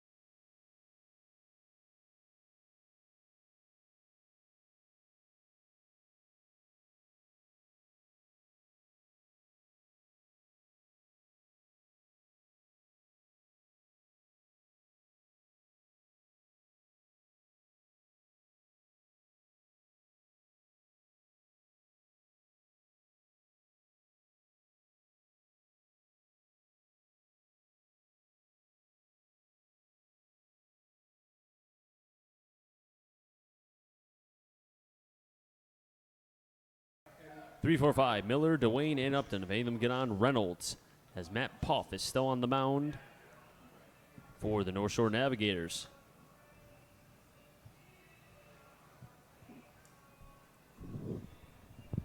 Navigators up 7-5 over the Blues. Miller is 1 for 2 with a 2-run shot in the first, and strikeout swing in the third was one of the 4 Ks for Tringali. Swing and a miss, 0-1 to Miller. Tringali did go 4, surrendered 3 runs, or went 3 innings, gave up 4 runs, 3 of them earned, 3 hits, 4 Ks, and 1 walk. One thing I'd like to see from Miller here is stop swinging for the fences. I feel like after he hit a home run a few games ago, all his at-bats post the home run, he'd been trying to swing for the fences. And then even today, he hit the homer in the first, and then the third, it looked like he was taking some daddy hacks. Ended with the K. Here, you're leading off an inning. You can't tie the game with the one swing. Just get on and let the guys behind you do some damage. 1-1, got a piece of Miller. Now he's limping a tad. Miller, a St. John's product, and also played with another former FCBO player who is actually from Watertown, the left-hander. He actually played for the Titans as well, Nick Mondak. And Mondak himself, I think, what was it, a year with St. John's, a year in. He had Tommy John surgery. So a long recovery for him, but glad to see at least he was able to come back and pitch. St. John's had a couple players drafted as well in the MLB draft this year. 1-2 to Miller. Swing and a miss, back-to-back Ks for Miller. Hit the home run in the first, but then not doing too well after here in the third and the bottom of the fifth. As that gives the first K for Matt Poff. As Buddy Dwayne steps up to the plate with 1 down, 1 for 2 with a RBI to right that scored 1 run. Buddy Dwayne from Central, teammates with Sam Loda, Matt Shane, and also Dominic Nyman. And a swing and a miss from Dwayne, 0-1. Dwayne has been prone to the K, 16 on the season, but is batting, or was batting, .306 coming into his first at-bat. And with a 1 for 2 day thus far, his average still sits at .306. Through the 5-5 hole, ranging over his Bravo, across the diamond, and can't make it as the ball gets away from Wetero. And Buddy Dwayne doesn't even want to attempt to make a move, because if he does, he has to retreat back to first base. So give a hit to the Blues. They're 6th. They have more hits than North Shore. Currently in this game, we're in the bottom of the 5th. North Shore has capitalized on the walks and hits batsmen. So although they don't have as many hits as the Blues, they do have 2 more runs, and that's honestly the only column that counts at the end of the day. Parker Upton, who struck out in his last at-bat in the third. Pitch in, scoop by Watson, 1-0.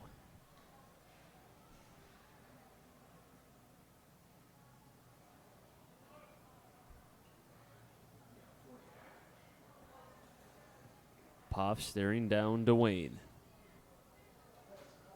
Pauses, waits, fires. Upton popped it up.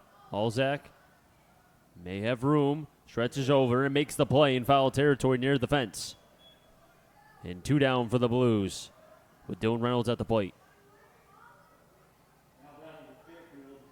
That ball just stayed in fair territory long enough. I'm sure Upton was maybe trying to blow that ball, get out, get out, but just couldn't. Yeah, popping out to foul territory is a top 3 worst feeling you could have as a ball player, I think. First pitch to Reynolds, high, 1-0. Blues 2nd in the FCBO in hits, 3rd in runs.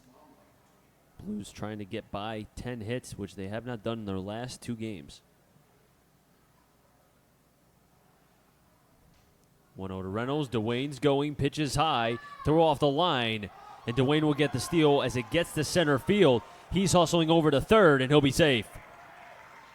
So a stolen base for Dwayne, and then advances the third on the throwing error. 3 errors for North Shore. Dwayne advances to third base on that throw. And this is a defense for North Shore that has a .959 fielding percentage, has committed 45 errors coming into this game, You add 3 to that. Makes it 48. 2-0. Reynolds cues it for foul. 2-1. Zeke Diamond is on deck. The 6th run for the Blues is at third.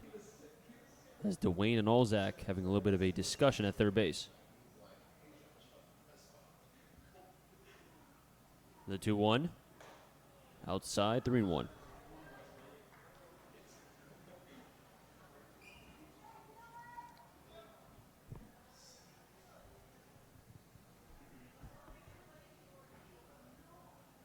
Puff pauses, staring down Dwayne. The 3-1 offering to Reynolds.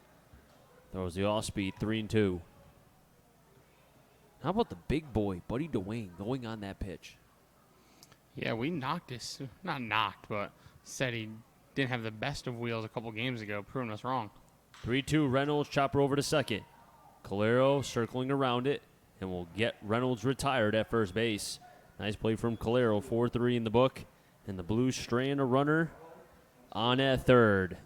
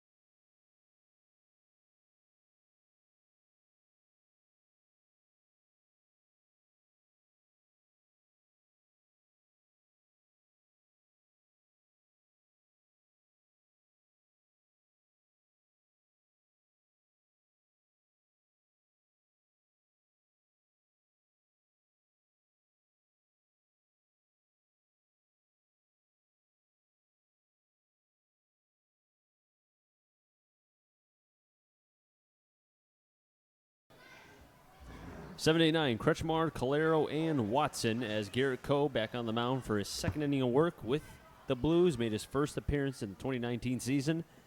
He got a little help from his catcher, Will Reiner, as a leadoff walk.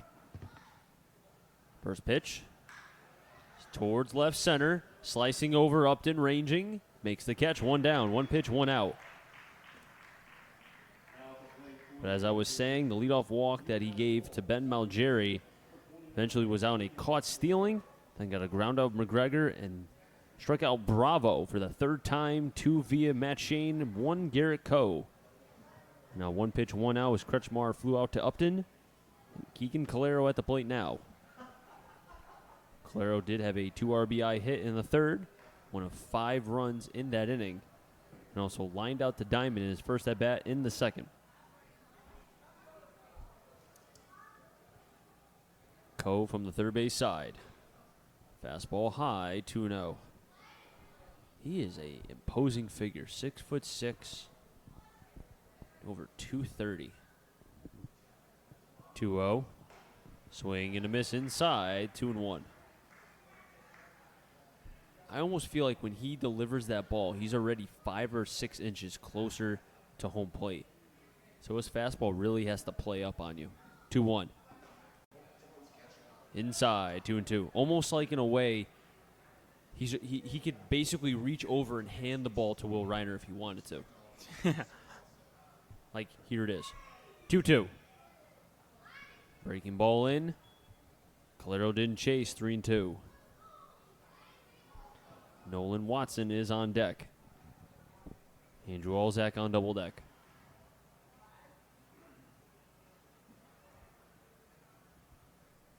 The 3-2. High for a ball. And a 1-out walk to Calero. Maybe they'll have a rerun of the Futures game on MLB Network. I'm sure they will with All-Star Week coming up. I'll stay up and watch it. Some MLB Network. Sometimes they don't have MLB Tonight as much. Who is at the plate? I should know that, too. We have the game on my computer streaming. You really have to distract me while that's on. It's DL Hall. Or you see the pitcher right now. No, that's the pitcher from Baltimore. First pitch. In the dirt. Nice job by Reiner, 1-0. Yeah, Baltimore has a couple players in there. I think the third baseman's there, too. Mountcastle, if I recall. And that's Franco from Tampa. He's at short.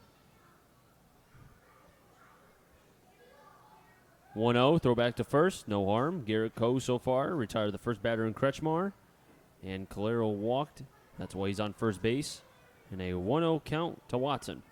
Watson behind the plate tonight, typically playing center field that we've seen him when North Shore's been here. Another throwback. And Coe paying extra attention to Calero at first base. Mackenzie Gore, a Padres prospect, threw a scoreless inning in the Futures game.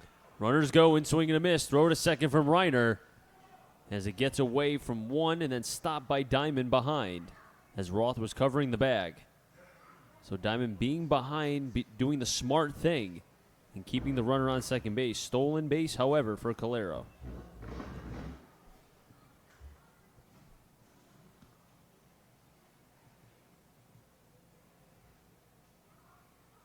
Four stolen base for Calero. 1-1. Backdoor fastball, call the strike. 1-2. 38 stolen bases coming into this game for the Navigators. Not a high base stealing team. The 1-2. Breaking ball high, 2-2. But when you compare that to a team like the Blues with 62 stolen bases, but 20 caught stealing, so you can see maybe why a little bit timid. So in 58 tries, they have stolen 38 coming into tonight. The 2-2, runner staying, swing and a miss. Second K for Coe. That's also the second one for Watson, his 34th K of the season. And we're at the top with Andrew Olzak. Coe reared back, got a little extra on that fastball. Really did. I mean, like I said, it looks like when he wants to empty the tank, he can get an extra couple miles an hour because of his long levers and using that 6'4" or 6'6" frame. First pitch to Olzak, runners going. Reiner trickles away, and because of the slide of Calero, didn't pop up quick enough, so he has to stay at third. And it didn't look like Coe was giving any sort of looks to the runner on second base, Calero. So again, the Futures League being used to get innings, but also a learning experience. Coe having to figure out in college, more guys will steal on you if you don't have a move. Fastball high. Coe now overthrowing 2-0. And that looked to have been a little bit of frustration because of the breaking ball in that got away from Reiner. Calero at third. Olzak at the plate. Takes a strike, 2-1. Fighting back is Coe.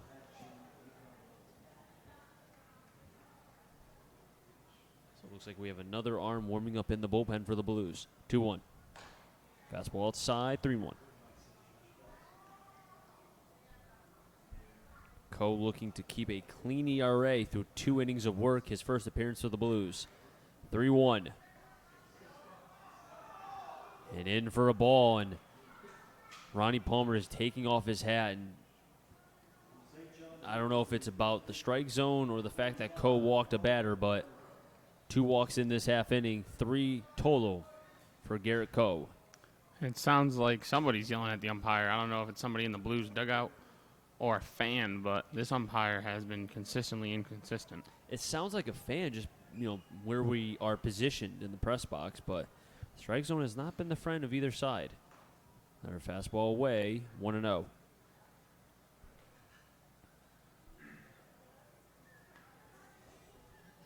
And it looks like Tyler Boisvert is warming up in the bullpen for the Blues. 1-0. Jam shot, center field. That's going to drop. Getting the third on the play His Olzak throw comes in, and he's going to be gunned out. What a throw by the center fielder, Austin White. North Shore does get the run because it came around before the tag out. That's Calero at third. So do give the RBI to Wetero. But the gun down from Austin White gets Olzak out. But making now 8-5 as North Shore does get a run in that top half of the inning. We head to the bottom of the sixth. Your score 8-5, North Shore over the Blues. We have 7, 8, 9, Diamond, Reiner, and Roth when we come back.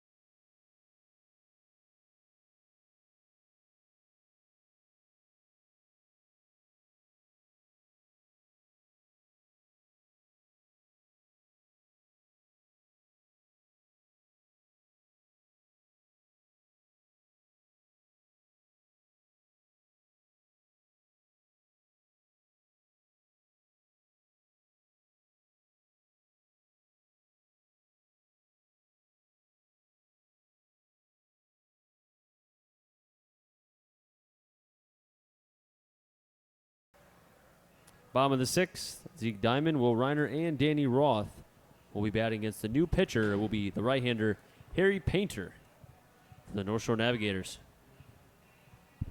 Do you think Harry Painter paints the corners? Wow. It's been a long week, hasn't it for you? Yeah, I found my favorite prospect, though, in this Futures game. Who? Dustin May.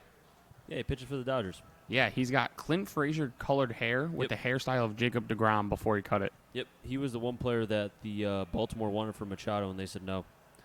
Anyway, the new pitcher, Harry Painter, is the Boston Globe Division IV Player of the Year for the state champs, Manchester Essex. And the tall, strapping right-hander will be facing off against Zeke Diamond in his first appearance here today. First pitch is high, 1-0. Painter, 6'2", 175, will be going to UMass Lowell in the fall. Fires it to Diamond. Pops it up towards right. Calero, dives, can't make it. Actually, correction, made a sliding play near the bullpen of North Shore, but just came up close. We saw a play earlier by Kretschmar, made a nice little slide for a big out in the early part of the game. Yeah, that one off the bat of Diamond dying a little too quickly. How about the play by Austin White? A great being able throw. to make that throw from center field, gunning down the runner at third who was trying to advance, and that looked to have been on the play. Olzak. Pitch hits Diamond, and he'll reach on first.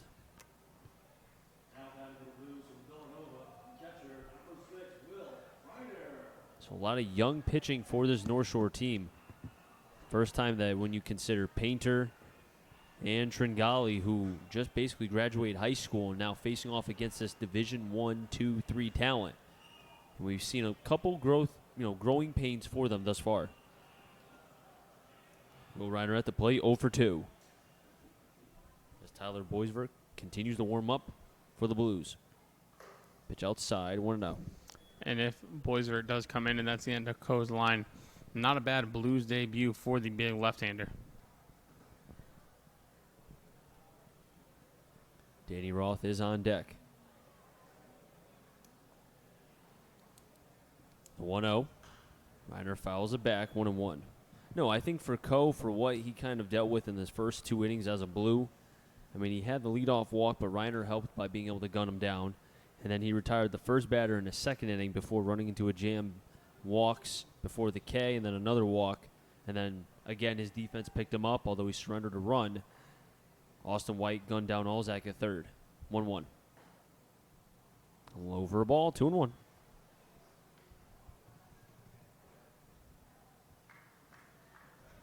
So Coe did finish. If he does, with 3 walks and 2 Ks, did face 8 batters.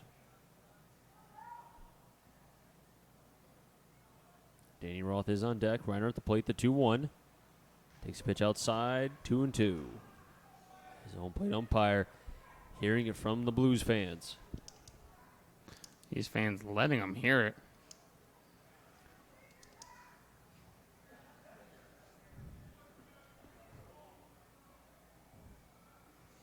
You know, I'm not going to pick a side, but if you've listened to past broadcasts, you probably know which way I'm leaning. 2-2. High for a ball, 3-2. I wonder, too, if maybe it's frustration because the Blues, you know, what happened yesterday and how that game kind of ended up being, where the Blues lost by 1 in the home run derby to the Suns. No, I think this umpire just stinks. I was trying to get away from that. Payout pitch to Reiner. Reiner towards short. There's one over the first. Double play. And that's the Blues' 33rd double play of the season, as Painter is able to spin one up and erases the hit by pitch.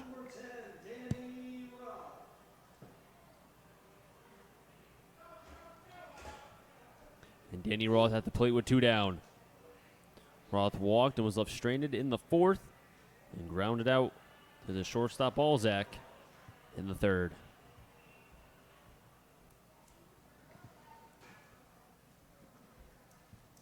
First pitch from Painter. Fires in the fastball. Good velo, 0-1. Painter did a very simple motion as he gets the sign from his catcher, Watson. Swing and a miss from Roth, 0-2.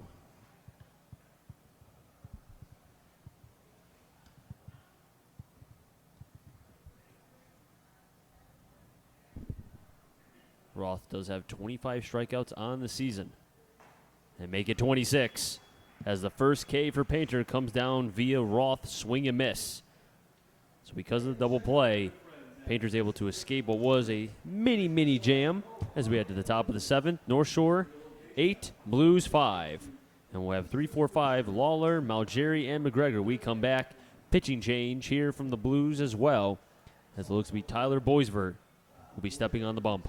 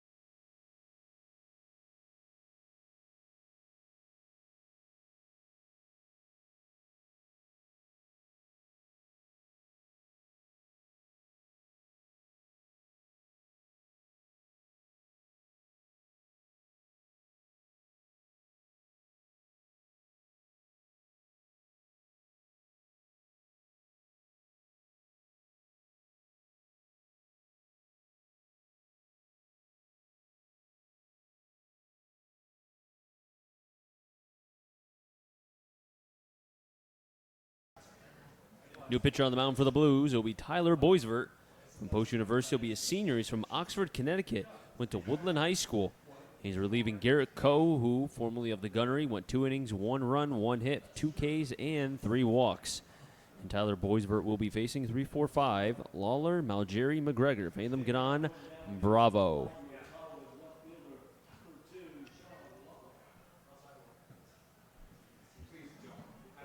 And some updates from the Futures game. Devy Garcia pitched pretty well for the Yankees, which could and I think will be a trade chip in this trade deadline.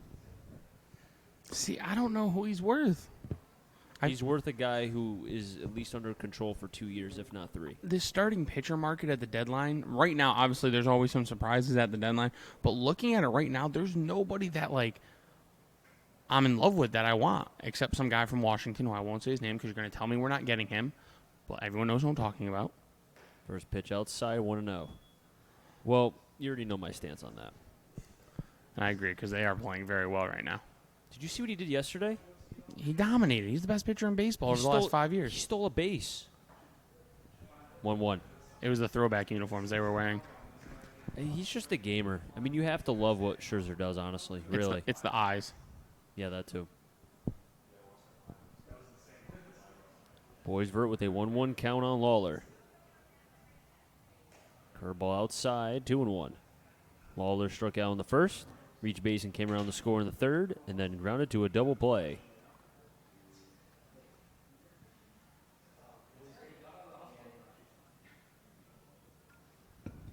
And the 2-1.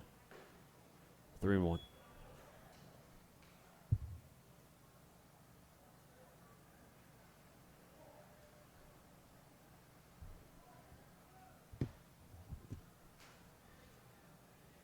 Boisvert's 3-1 pitch. Sent into left center. And that'll drop. 7th hit for North Shore. And he's thinking too. Hustling down his Lawler, and he'll get there. Stand up double here in the 7th. As the ball gets away, now Lawler's going to get to third. Reiner's throw comes in. Dwayne scoops in and won't be close. So sloppy play from the Blues. As Lawler had a double, and using his high baseball IQ, got to third on the errant throw. That's got to be an E7 on White, or E8 on White, right? Yep.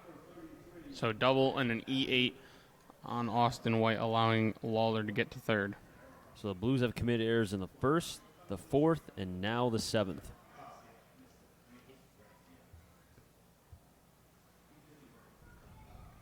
As Boisvert has a runner on at third with Malgeri at the plate.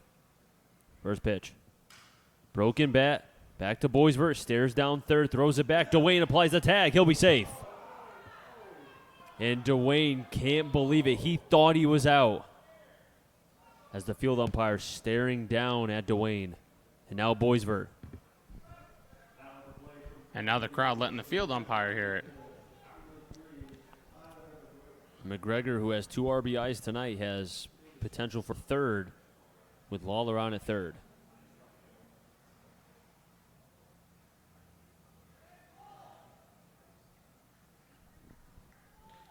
And according to our replay man, Jack O'Donnell, doing the computer, he says he was out. Hey, Yale, go to the umpires that, would you? He's tempted. He might. First pitch to McGregor. From Boisvert, runners going, slicing left center. That's going to drop. That's going to get 2. 4 RBIs for McGregor. Question is, where will McGregor end up? And he'll stay at second. A 2 RBI double. 4 RBIs for McGregor tonight. And he's been hot. Scoring on the play, Lawler and Malgeri.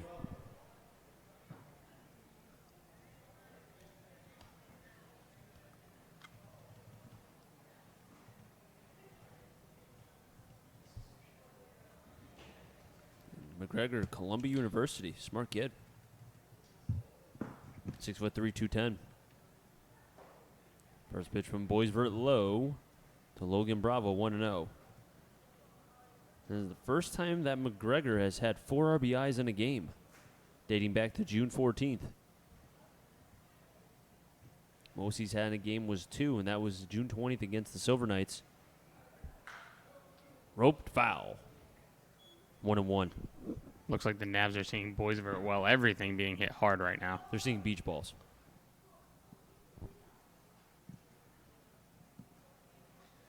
On deck is Kretschmar. Bravo looking to avoid 4 Ks tonight. I feel like we've seen him strike out a lot this year.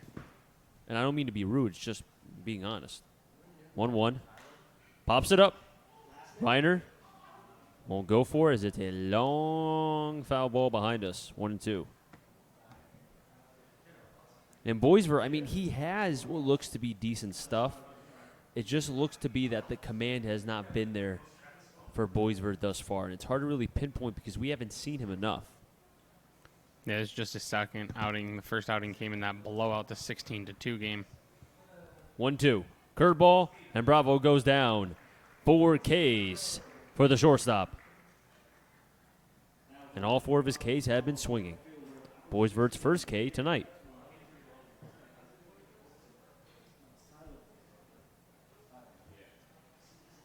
Navigators lead 10-5 over the Blues. 10-8-3 for the Navigators. 5-6-3 for the Blues. First pitch, roped towards right. Now drop for a base hit. Advancing to third will be McGregor. Ball's caught up by Reynolds. 11th hit for North Shore. As Kretschmar got his first hit tonight. McGregor froze when he saw the ball was hit on the line. As soon as it dropped, he went to third. No chance of him scoring as soon as he froze. And Keegan Calero at the plate now. Calero also has 2 RBIs tonight. Has a chance for 3 here.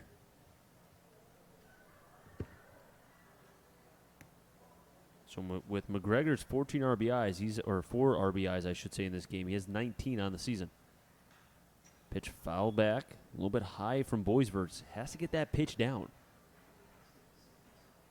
Yeah, we mentioned it. The controlled Boisvert has been the problem thus far. Another rough outing for the post product. Taking a lead is Kretschmar on at first. McGregor at third. The 0-1 to Calero. Pitch is high, 1-1. Nolan Watson is on deck. Boisvert with the armed angle. Gets the sign from Reiner. Closed stance on the mound. 1-1. Curveball low, 2-1.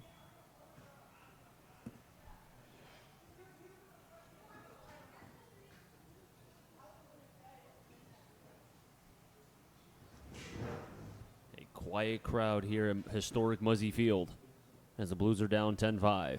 2-1. Popped up towards right. Miller will make the catch. Tagging from third is McGregor. Ball will be thrown into Danny Roth. It's cut off. A sac fly for Calero. 3 RBIs.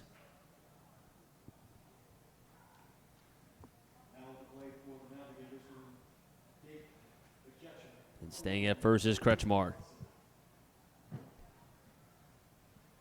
And give Calero now 8 RBIs on the season. With Nolan Watson at the plate. 2 down. Has more bullpen action for the Blues. And I want to say that's Andrew Marrero, and it is. First pitch swing is Watson. He pops up in the infield. Reynolds, Roth at the lip of the grass makes the catch, and the side will be retired. But 3 runs on 2 hits, 4 RBIs for McGregor, and 3 for Calero in this game have helped North Shore put them up 11-5 over the Blues. As we head now to the bottom of the 7th, and it will be the top of the order. White, Beal, and Miller. When we come back right here from historic Muzzy Field, Chris Saunders alongside Matt Pollock, Jack O'Donnell on the computer, and Mr. Sunshine himself, Connor, on the camera.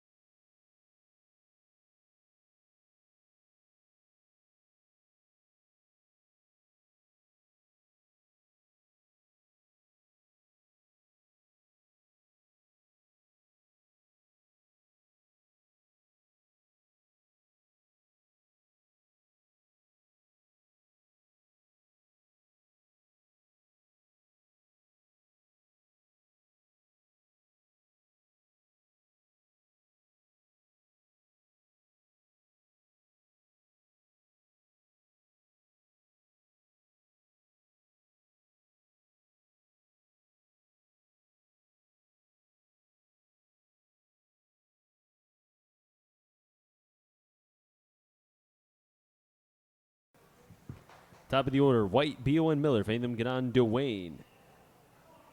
White singled to right and stole a base. Back in the fourth. First pitch. Takes first strike, 0-1. White is 1 for 2. Struck out in the first, walked and stole a base. Then singled and stole a base again in the fourth. 1-1. Shot put. I'd say that's about a 45-foot hopper. 1-1.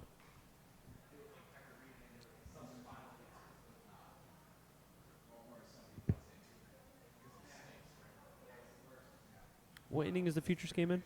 Top 4. Okay. 1-1. Pitch outside of this game continues the pace, which, I mean, who knows? Potentially could get there by the 8th inning. Well, my thing is, if normally MLB Network isn't free streaming, this is, so I'm wondering if it'll be available to stream online once the game's complete. So maybe you could watch it that way, Chris. Who knows? I do know one thing. The Blues are down 11-5. 11 runs on 9 hits and 3 errors. 5 runs and 6 runs and 3 errors for the Blues. 3-1. Invert ball and 2 walks for Austin White. As Christian Beal will step up to the plate. He is 1 for 2. Reached on air and stole a base in the first. Singled for an RBI. That was his 8th of the season in the third and came around to score as well when Buddy Dwayne drove him in. And then in the fourth, he popped up to short.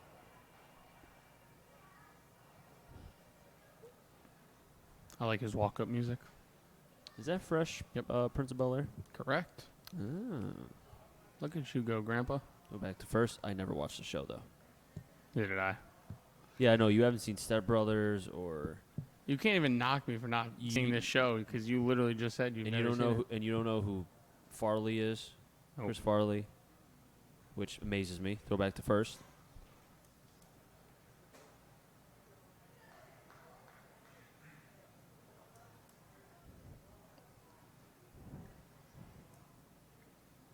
Painter waiting to get the sign from Watson.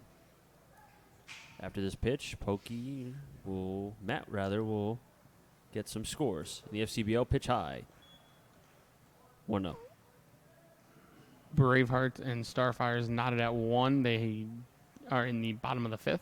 And a final from Pittsfield Brockton who won that one 7-2. So I think they pick up a game on the Suns. That is correct. 1-0. Pitches inside, call the strike, 1-1. I feel like between now and the rest of the season, there's going to be a lot of up and down going in the league in terms of the FCBO. Yeah, the top 6 teams all within, I think it was 3 games of each other. 4 games, pardon me, coming into today. The only team really far back is Westfield, who's 8.5 back of first. 4.5 of the last playoff spot, though. 1-1 thrown back. That's why I think Westfield's going to be in it through and through, honestly. When you consider how much... I get that they haven't had a strong season to begin with, but they're a scrappy team, and they will fight. Well, I think they're going to have fun playing spoiler, if nothing else. 1-1 pitches high, throw to second. White will be safe. 3 stolen bases for Austin White in this game. And he has done that before, if I recall. If you want to go back to the last time he had 3 stolen bases. Wasn't it yesterday? And I'm going to have to go back. No, it was actually against Brockton back on June 4th. July 4th, he had 3 stolen bases. That's right. Yesterday, he grounded out the second 1,000 times. So how about that? Austin White, 6 stolen bases in 2 games in the last couple days alone. He cannot be stopped when he's on the base paths. 2-1 to Beal. Outside gets away, and the wild pitch will advance White to third. You see, that's what speed does. Speed kills. Because there's not one thing you can really do in terms of stopping it. Because once you're on base... Unless it's a perfect throw, and even right there, that was a good throw from Watson, but White had a good jump, got to second, caused Painter to now have to think about, White's at second, wild pitch, now you're at third. A sac fly, or rather a pop fly, would be a sac fly, scores White. Speed's the one thing you can't teach. 3-1. Beal pops it up a foul.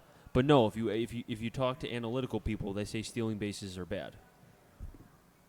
Mind you, I heard on a broadcast a couple weeks ago during the Astros game on ESPN that a pop fly was worse than a strikeout. Amazes me. Doesn't make any sense. 3-2. And that hits Beal. No, the home plate umpire is going to say that Beal reached in. And Beal can't believe it. And now Ronnie Palmer is going to have a big discussion. He is not happy. As you saw the field umpire, he ran right between them. And he's still going.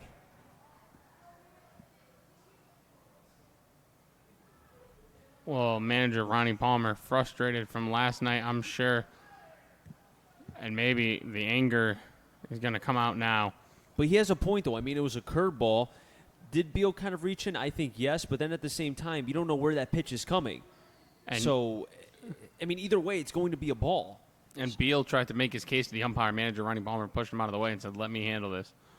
Now, if Beal physically 100% pushed his hand or his elbow in, then I could say, okay, I get it. But it's a curveball. It's going to be a ball either way. And now Ronnie's kicking dirt at home plate. And the field umpire just done. threw him out. He's done now. I think because, you know what? A lot of it has come from the field umpire. There's been a lot of question. I know the home plate umpire as well, but it's been a combination of the both that I think Ronnie Palmer, as well as the rest, as we've heard the Blues fans, have a lot to gripe with. And you know what? He's getting his money's worth.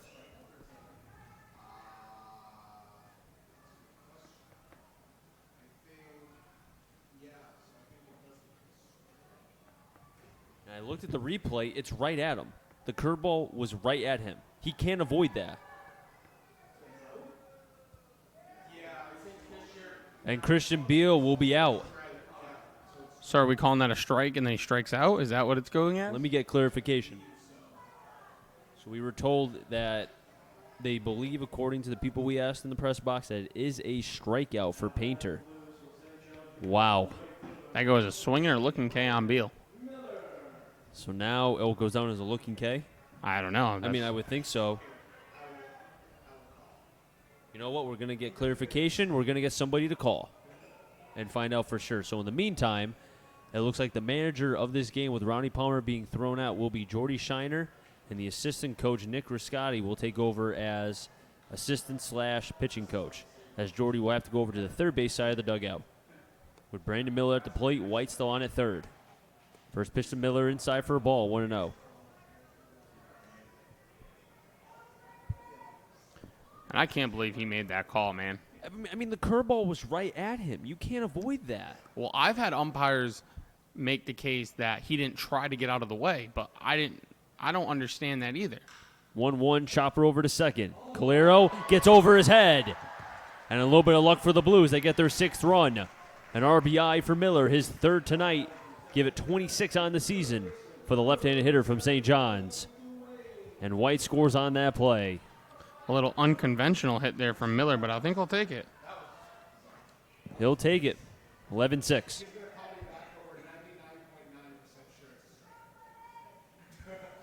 So we're 99.9% sure it's a strikeout. Now we're talking about the Beal play. But still, I mean, what does he have to do? Physically move out of the way? Which, I mean, either way, it's a ball. It's either he hits, runner's going, throw high, Miller will be thrown out. And Watson, you know what? Eventually, he was going to get one, and he got that one right there. Miller caught stealing. And that'll be the second out. And I wonder if that was Miller kind of going on his own. he didn't get a great jump. And then the throw from it was Watson a high. It looked to be high. was a little high. I think if Miller had slid a little early or head first, he would have been in there. As Dwayne singles up the middle into center field, as now that caught stealing really hurts. Blues could have had first and second, maybe. But again, I mean, you can't predict the future. I think the pitch selection might have been a little bit different. But either way, you would have Hindsight's always 20/20. Exactly. I mean, you would have first and second with one out, but now runner on first and Dwayne with 2 outs. That hit does give the Blues now 8 hits on this Sunday afternoon, late afternoon. Swing and a miss from Parker Upton, 0-1. Top of the 8th, North Shore will have 9th and top. Watson the catcher, Alzak, Wetterow, Vantham, Ganon, Lawler. North Shore's up 11-6, 11-9-3 for the Navigators. 6-8-3 for the Blues. In the dirt, Watson blocking it, 1-1.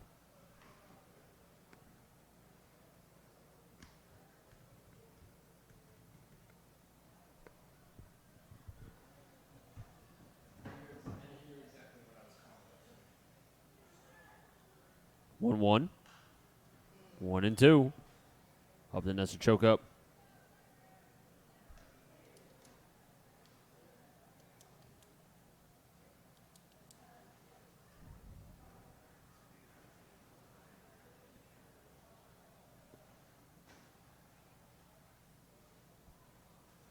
The 1-2.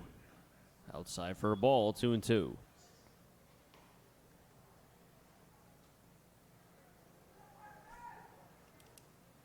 As you can hear the Blues fans trying to cheer on Parker Upton. 2's on the board, 2 balls, 2 strikes, 2 outs. Fastball high, 3-2.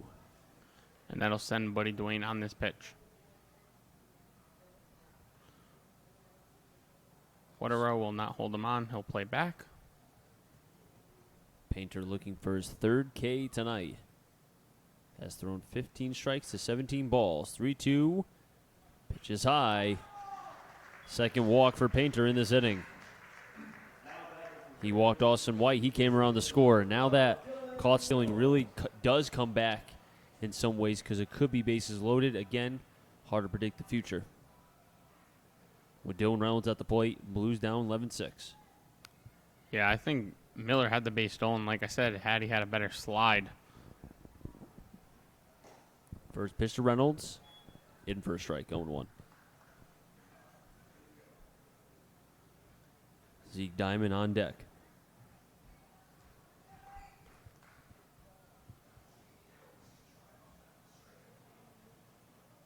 The 0-1. Check swing foul, 0-2.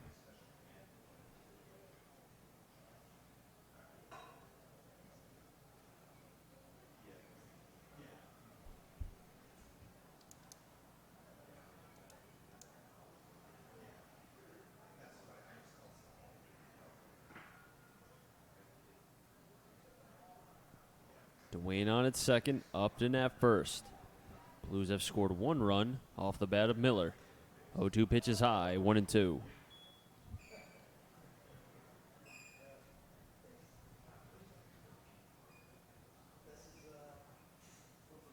As the home plate umpire is going to dust off home plate just to clean it up, make sure it's nice and tidy. Blues with 1 run on 2 hits so far and have 2 runners on.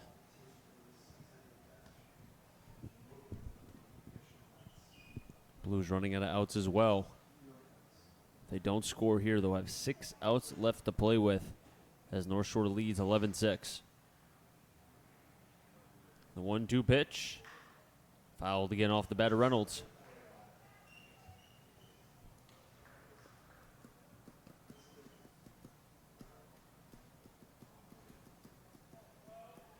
And if the Blues were able to hold the Navs at the 7 runs they had through the 3, I mean, we'd be looking at a totally different ballgame right now. But Blues bullpen just allowing runs to cross with the Navs. Pitch way inside, 2-2. Reynolds had to do a little bit of a dance move to avoid that.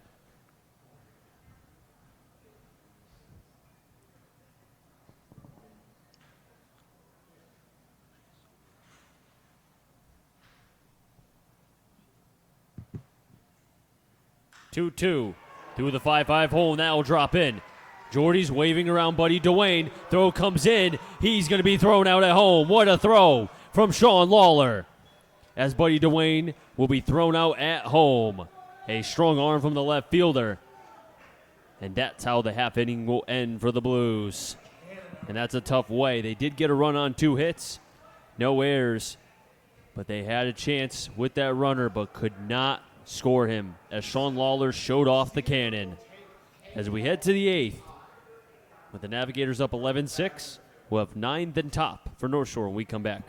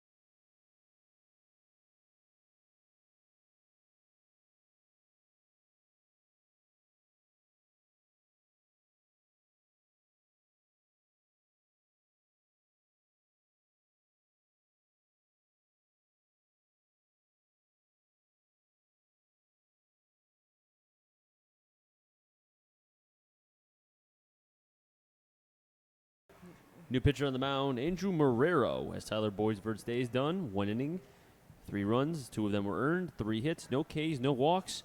First pitch gets away from Reiner, but no harm, no foul, as the number 9 batter, Nolan Watson, has a 1-0 count. Andrew Marrero from New Haven, Connecticut, did go to Wilbur Cross. Has a very big ERA, but again, it was a outing which 1 inning, 3 earned runs, 1 walk, and 1 strikeout, 7 batters faced. 1-0. Fastball high. Marrero, he can get up there, but, young kid going to UConn in the fall, 5'10", 170.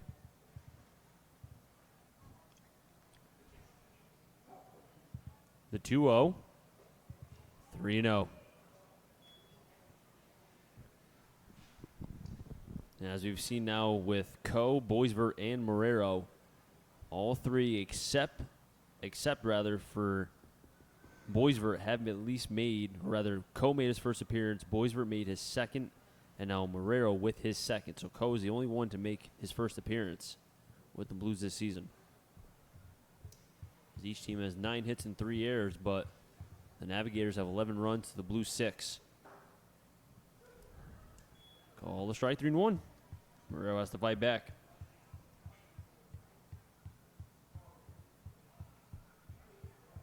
The 3-1 has looked to have been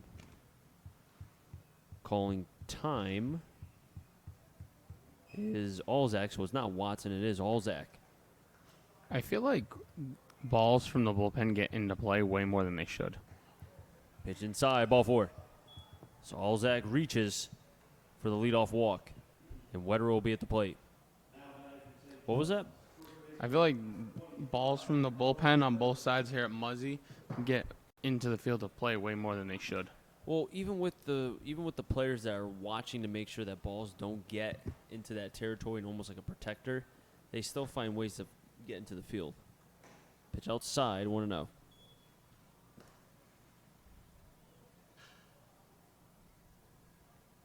Sean Lawler, who did throw out Dwayne, is on deck in the last half inning. 1-0. And another ball. Marrero having a hard time finding the strike zone.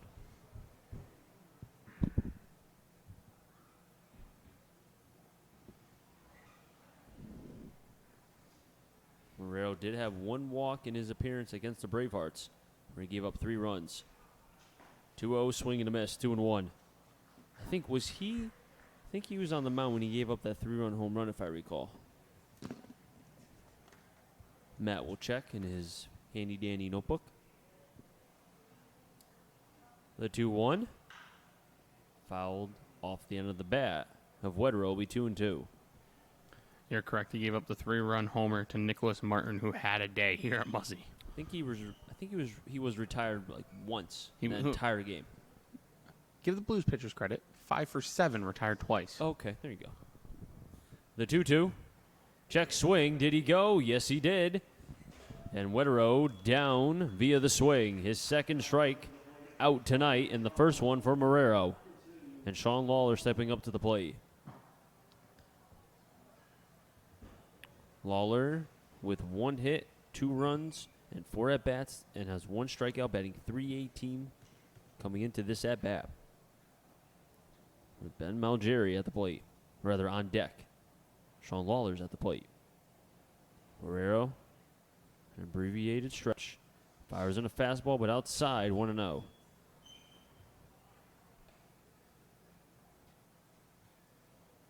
And Marrero, who's used to probably getting maybe more strikes than he's thrown tonight because of the level of play, this is new for him. 1-0, fires in a fastball, but foul, 1-1. I mean, considering the strike zone's probably bigger in high school, it's a little bit smaller at this level, so it's something for him to adjust as Garrett Coe, who went through it, even Boisvert to a certain degree. And now, I mean, as I saw Casey Bass bring some balls out to the home plate umpire, he's a guy. He can hit bombs in BP, but pitching, that's been a whole different game at this level. Nice stop by Reiner, 2-1.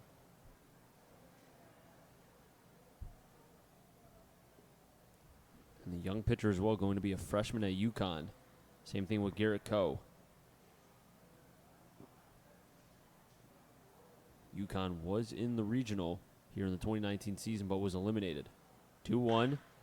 Over to Reynolds. He can't make the plays. It gets through him and Danny Roth at second. Advancing to third will be Alzak. Staying at first is Lawler. And give him another hit. And that'll be his second one tonight. The Navigators had runners on first and third with only one out. Ben Malgeri at the plate.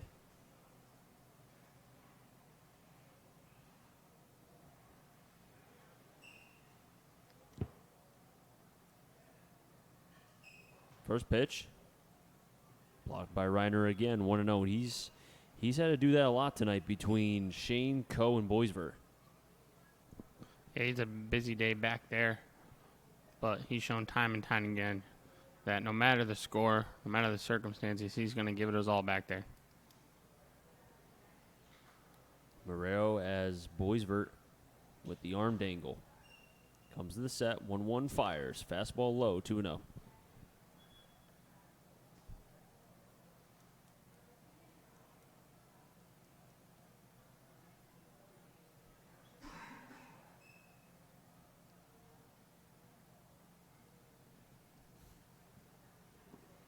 The 2-0. Fastball way outside, 3-0. And there is a base open, but Marrero already has one walk. Does have a K of Wetero before giving up the single to Lawler, allowing Alzak, who did walk, to advance to third. And nobody's warming up in the bullpen for the Blues. 3-0 offering. Roped. And just over the head as the jumping play of Diamond couldn't come up with it. That will score one. Getting to third is Lawler. Scoring on the play is Alzak. And Maudry gets an RBI double off of that. His second RBI tonight. 12-8 North Shore over the Blues. And now Nick Riscotti going out to talk with his right-hander, Andrew Marrero.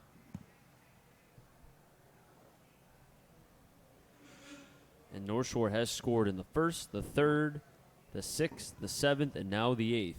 Only the 4th and the 5th was the only time they did not score. So Blues pitching really struggling tonight. They scored 6 runs, but the pitching has been the problem here for Muzzy Field. And if you're on the offense of the Blues, you're thinking 6 runs is a pretty good number. That should get us a winner, at least keep us closer in it.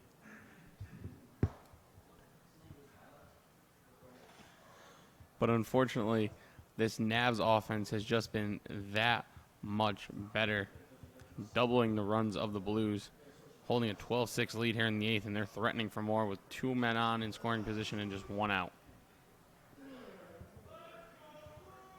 Open base on at first. First pitch to McGregor. Slider that looked to have crossed up Reiner a tad, was expecting the pitch outside. 1-0. McGregor already has 4 RBIs tonight. Has 19 on the season. And has a chance for 6 right here. Marrero's on second and third. 1-0. Low 2-0. And Marrero struggling to find the strike zone as a left-hander has warmed up in the bullpen. Waiting to see on who it is. Looked like Nyman. And that is Nyman. The 2-0. Swing and a miss, 2-1. And if you're the Blues, you want Marrero to try to finish off this inning and the next inning just because the stretch of games you have between Monday, Tuesday, before having that off day on Wednesday. And you're going to need Nyman, who has been a very good weapon in that bullpen, 5-0, and could be ticketed for the All-Star game. 2-1. 2-2, got a piece, looked to be of Reiner and the home plate umpire.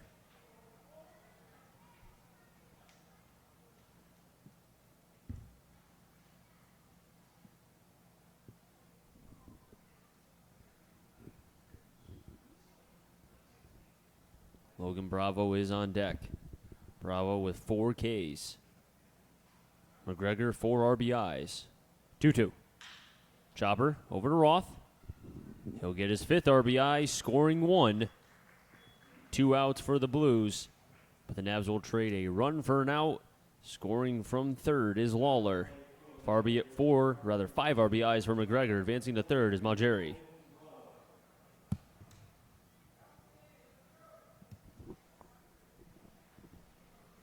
And that'll bring up Bravo, who already has a golden sombrero today. He's been one of the few batters that has not done well against Blues pitching tonight. And he gets hit by a pitch.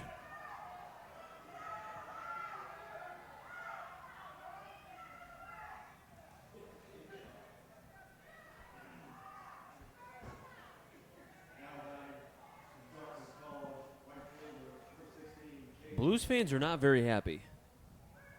That's all I have to say. 2 players for the Navs do not have hits. Bravo, who was just hit by a pitch and has struck out 4 times, and Watson. First pitch. In for a called strike to Kretschmar. So Bravo's on at third. Malgeri on at third. Marrero comes to the set. Deals, fires. Popped up, but foul. 0-2.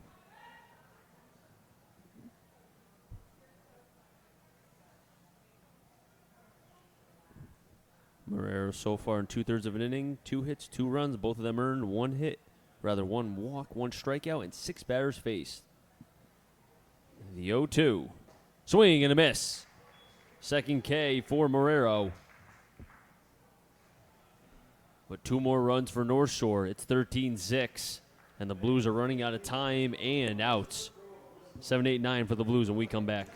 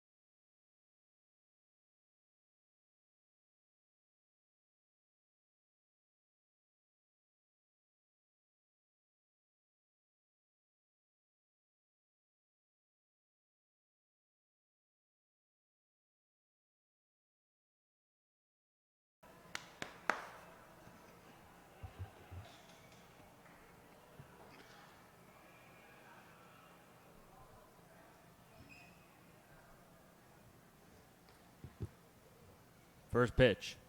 Outside for a ball, 1-0. New pitcher on the mound be Hunter Wilachowski for the North Shore Navigators.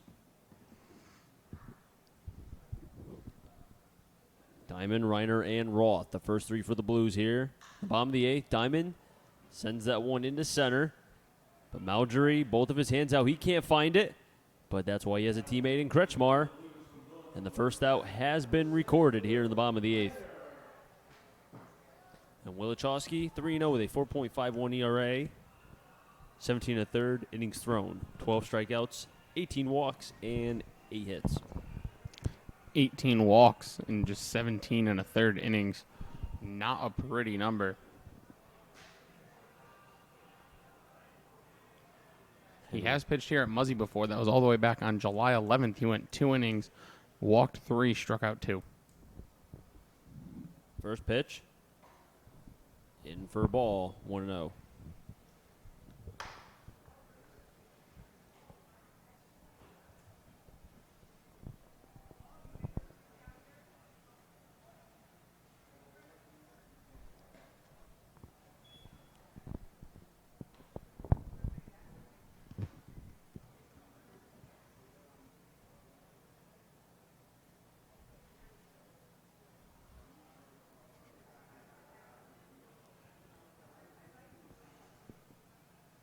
Three 0 on Reiner.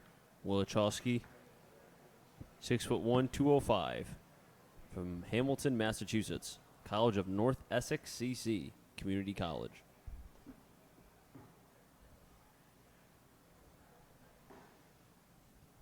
And ball 4. You have to wait and see what the umpire calls before you call a ball or a strike. You never know. He changes it every inning. Well, that's the thing, though, too. I think that's why Ronnie Palmer was tossed, because he just didn't know between the field umpire with some questionable calls made, granted on both sides, and then the home plate umpire, same thing. The strike zone being, Horrible. I'll say you don't have to. I will say, though, as the pitch is in the dirt on the 9-batter Danny Roth, that's not to blame for the pitching tonight for the Blues. It just has not looked sharp, and really, I mean, it looks like a team that's on fumes right now. Just lacking that energy here on Sunday night, 8:43 here in Bristol. 1-0 Roth. Inside for a ball, 2-0. Navigators will have in their top of the 9th, 8-9 then top, Calero, Watson, and Alzak.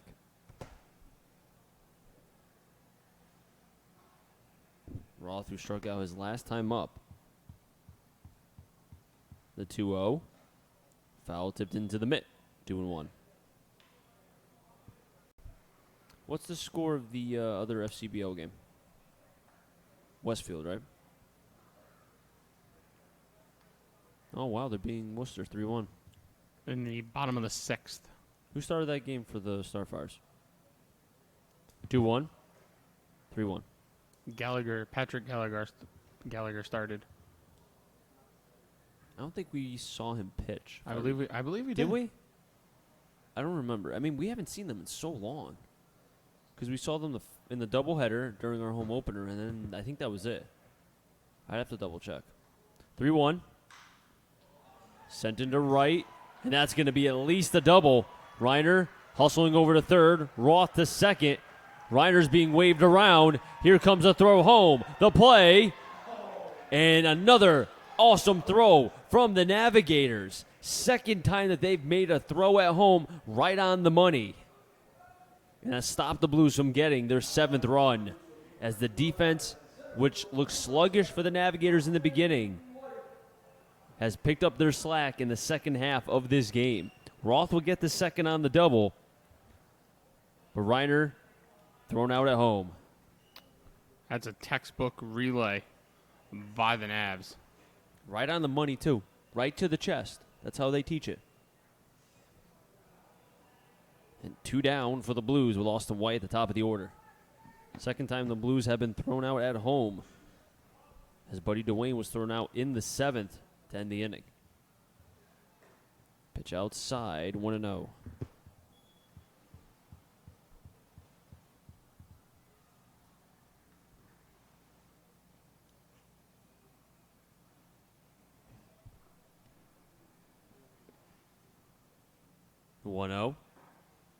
Low 2-0.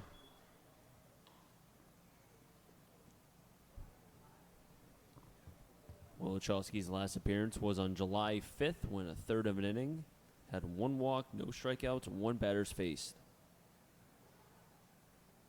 Staring down Roth at second. White sends that one to left center, and that's going to get all the way to the warning track. Scoring is Roth. White, he's thinking 3. And he'll get there with ease. It's like he glides around the base paths. Another RBI for Austin White.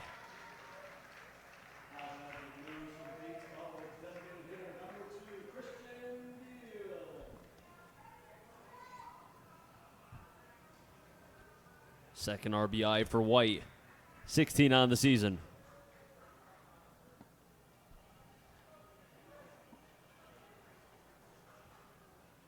The last time that Wilachowski has gone a full inning was on July 1st. And he gave up 2 runs on 2 hits, 1 walk, and 1 strikeout. Right now he's giving up 1 run here in the bottom of the 8th. Call strike on Christian Beal, who was out in a questionable called strike 3, and it wasn't the ordinary strike 3 call. It was a pitch that was hit. It was a curveball he supposedly bent into, and because of that, he was called out. Beal fouls it back 0-2. So because of that, Beal struck out, something not seen too much. I don't know how much of a strikeout that really was. I know that's what it goes in the book as, but Austin White with 2 hits and 2 RBIs. And that time, that hits Christian Beal.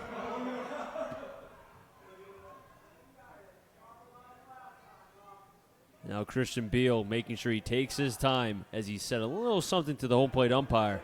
Because I think this time, there was no way he could have avoided that. no, as he's very frustrated. As I think he said something to the umpire, and Beal reassured the starter, or the pitcher, pardon me, that it wasn't towards him. So no bad blood between Beal and Wilachowski. Brandon Miller at the plate. A fresh count. Has struck out in the 3rd and the 5th, but then singled in the 7th. Was later caught stealing. Miller has 3 RBIs on 2 hits and 1 run. Budgie DeWayne is on deck. White on at 3rd. Miller takes the pitch in, 1-0.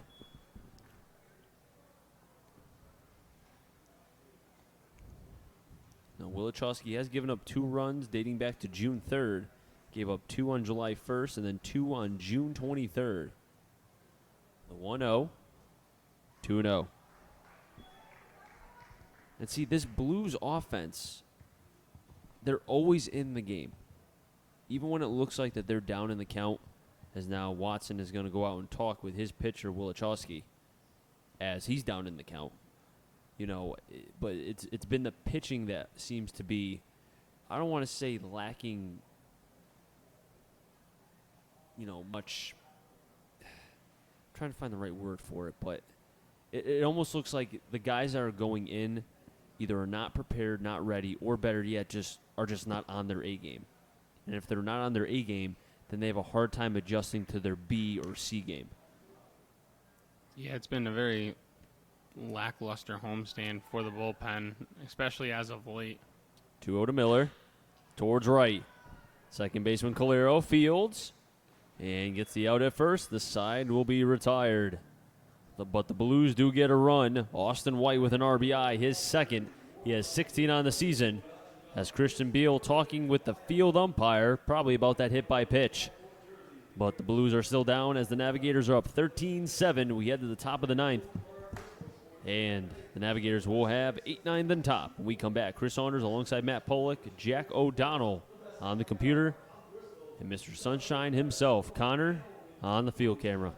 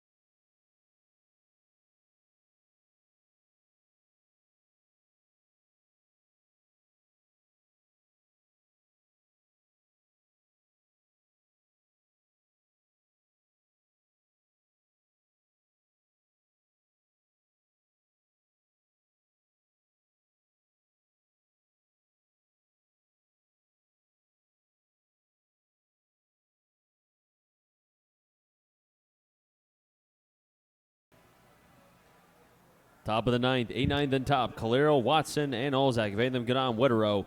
New pitcher on the mound. It will be the right-hander, Spencer Fox, 6'1", 160, going to Southern Connecticut, 0-2 with a 6.06 ERA. His last appearance was during that home run derby. Went 1 inning, 3 walks, no strikeouts, 6 batters faced, but then was able to get 3 straight outs after loading the bases. An impressive performance by the right-hander. Fires a fastball high, 1-0. Also is known for the 4 strikeout game, which my partner was able to call, and it was pretty cool to be able to see that. 4th of July, the 4K inning.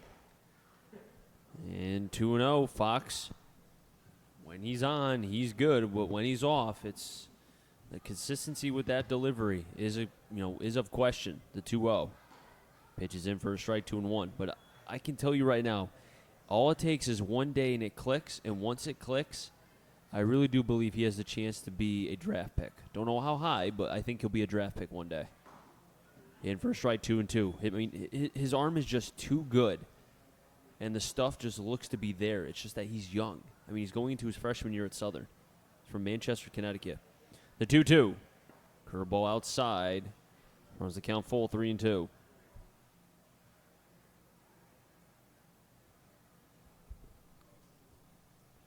Spencer Fox, a soaking wet 160-pound right-hander. Payoff pitch. Swing and a miss. Fox gets his first K tonight, and that was on the heater.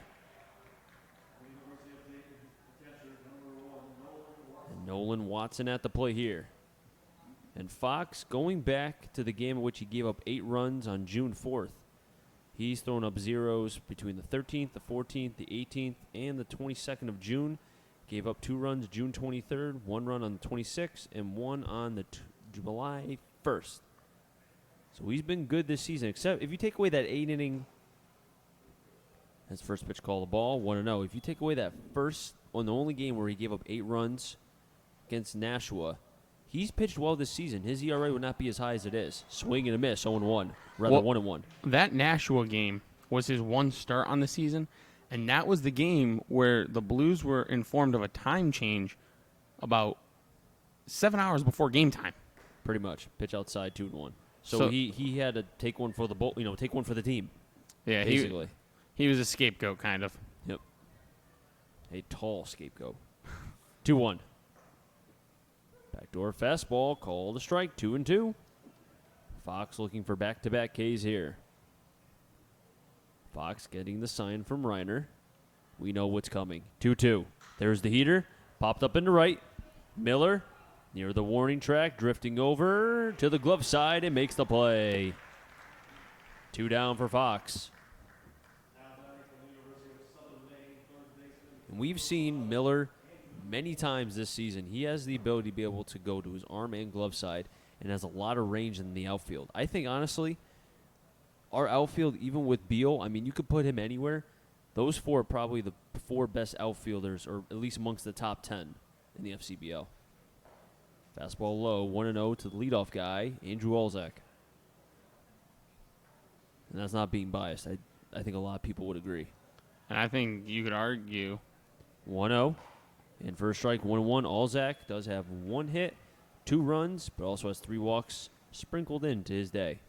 that had Parker Upton been here as long as. Curveball, slapped it towards the right side. Miller coming in, and it's going to drop in front. A 2-out hit for Olzak, his second tonight. Had Parker Upton been here as long as White and Miller, all 3 of the Blues outfielders tonight would be headed to the All-Star game. Upton, I don't think, has the games under him, but White and Miller should definitely be in Pittsfield on the 16th.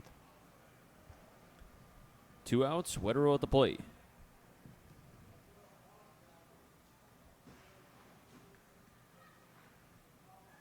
First pitch to Wetterow. He swings at it. Upton gliding over to the other side in the left and will make the catch for the third and final out. So the 2-out single off the bat of Olzak comes up empty. And we head now to the bottom of the 9th. Blues last licks.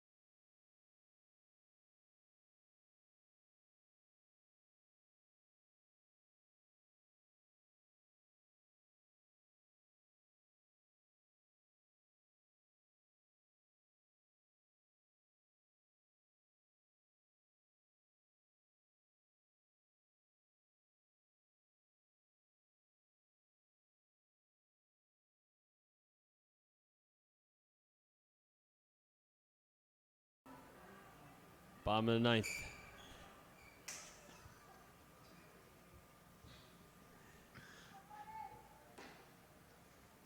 First pitch.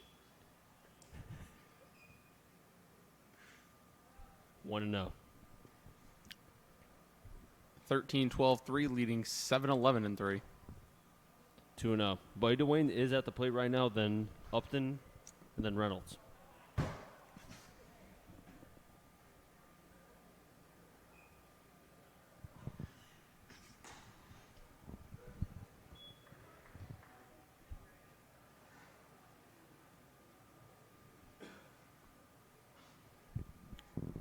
Two one count on Dwayne. Pitch missing out for a ball. 3-1 now.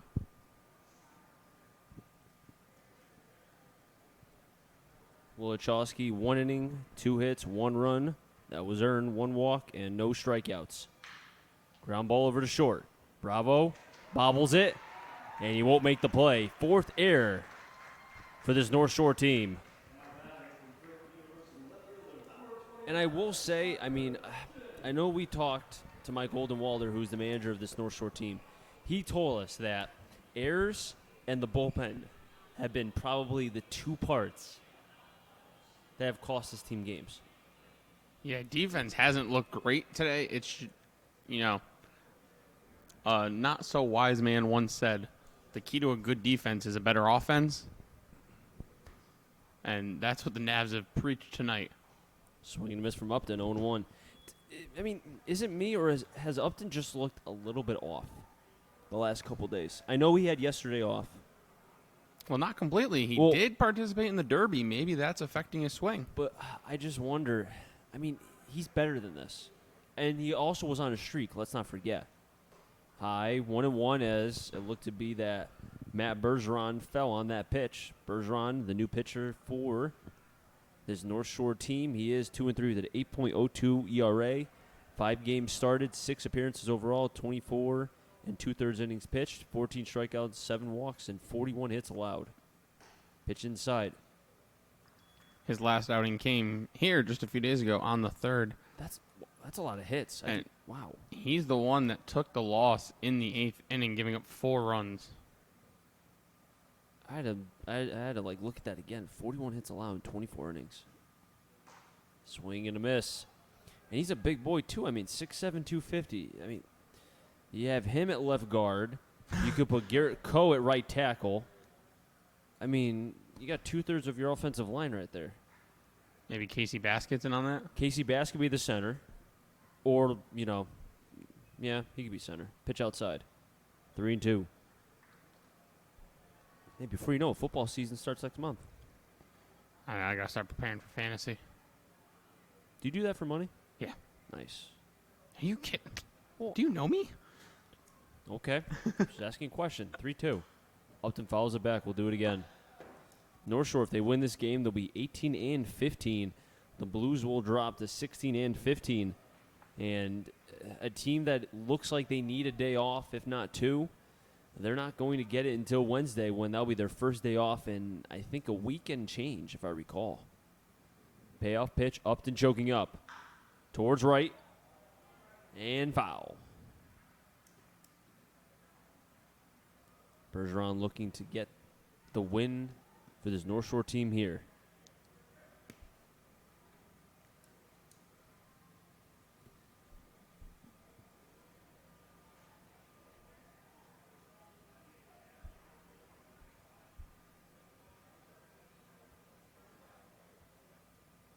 The 3-2 to Upton. Fouls it back, and we'll do it again. Chris Saunders alongside Matt Poley, Jack O'Donnell on the computer, Connor on the field camera. We'd like to thank you for being able to spend a part of your Sunday with us right here from historic Muzzy Field. The Blues down against North Shore 13-7. We're in the bottom of the 9th. Breaking ball outside, call the ball. Dwayne advances the second. Upton to first. And if I recall, wasn't the rally, and it is because I'm looking right at it now, well, not Wilichowski, but Matt Bergeron was on the mound when the Blues started that comeback. He was charged for all 4 of those runs. Yeah, he did struggle in his last outing here at Muzzy Field. First pitch to Reynolds. 1-0. And the command, 7 walks in 24 and 2/3. It's not bad, but it seems like when he goes up against the Blues, had 2 walks against them, the most since his start against the Nashville Silver Knights, which he got the win. He went 5 innings, and he had 3 walks. Pitch outside, 2-0. Has now thrown 6 balls in a row. I think the most telling number is that 41 hits in the 24 innings. I think he's throwing strikes, just not effective strikes. That's a good point. 2-0. Low 3-0. And correction on the 6 straight balls he's thrown in terms of, pitches were fouled back by Upton, but has not thrown anything for a called strike. As Reynolds is 1 pitch away from loading the bases and have an opportunity. Zeke Diamond with nobody out. Diamond would be the 11th run if he came around to score. Outside, strike called, 3-1. This offense with the Blues, you can never count them out. No, they can score, and they can score a lot in a hurry. As it looks like at least one arm is warming up in the bullpen for North Shore. 3-1 pitch. 3-2. Bergeron's fighting back. Diamond on deck, Reiner on double deck.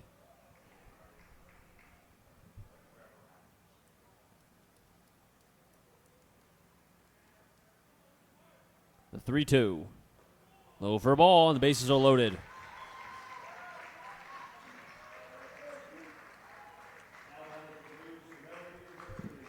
Bergeron is on an island himself. Ariel Ramos, or neither coaches, rather, Ramos and Oldenwalder will go out to talk with the right-hander. This is his game to figure out. But how long will he go? Zeke Diamond at the plate. Ball that gets away from Watson. Here comes Buddy DeWayne. He slides. It's Watson. He can't make it. And the wild pitch, a run will score. That was Buddy DeWayne. They make it 13-8. Advancing Upton to third. Reynolds to second, and that opens up first base. A 1-0 count on Diamond.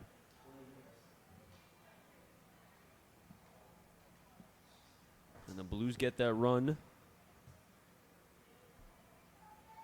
with a chance for more here at second and third. Nobody out.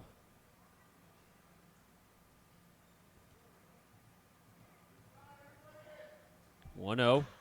Diamond pops it up. Wetero will make it in shallow right. And Upton was just trying to draw the throw, and the first out recorded here in the bottom of the ninth. And Will Reiner will step up with 1 down, as Reiner asking Diamond probably what does he have here. As Reiner will bat from the left side of the plate, the opposite side of Bergeron, who throws right-handed.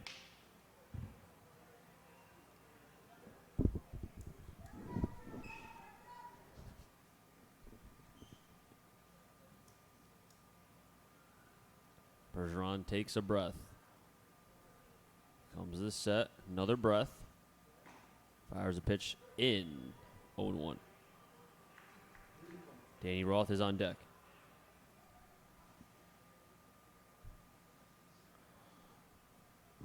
If Reiner and Roth can find a way to reach, then you get to the top of the lineup with the tying run being Christian Beal with just 1 out. 0-1. Reiner checks his swing. He didn't go. 2-0. Or rather, 1-1. But again, that would mean Reiner and Roth both reaching.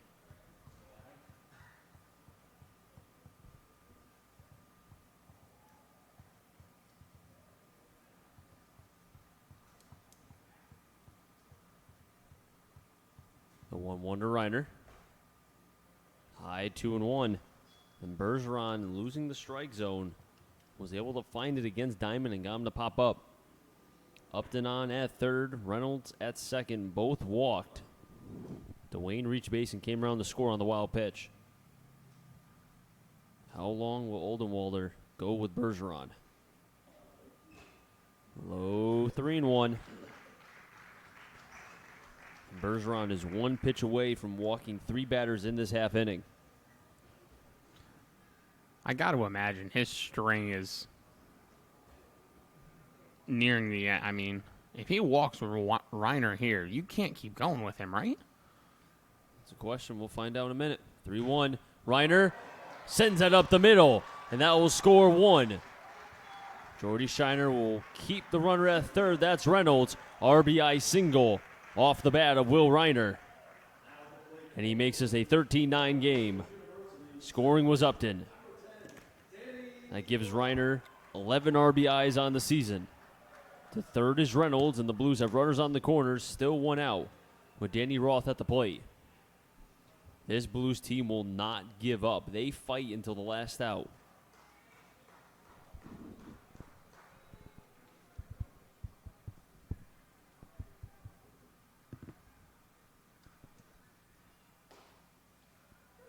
Fastball in for a strike, 0-1. And, you know, Bergeron's a tall guy, a lot of long levers. You wonder if maybe the delivery is probably the hardest thing for him, because as you can tell, has a long lever in the back, and to repeat that you could see being difficulty at time for him. 0-1, check swing, nice breaking ball, 0-2. And, I mean, if you're Danny Roth, you're probably saying to yourself, couldn't find the strike zone to anybody, but to me, he finds it on 2 straight pitches.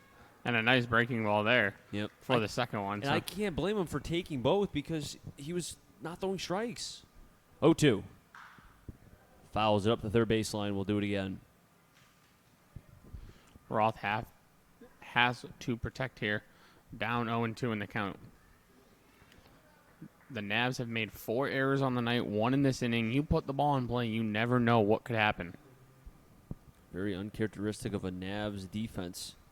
Commit 45 errors this season coming into today. 0-2 to Roth. Watson had to go over to the arm side. 1-2. Austin White is on deck.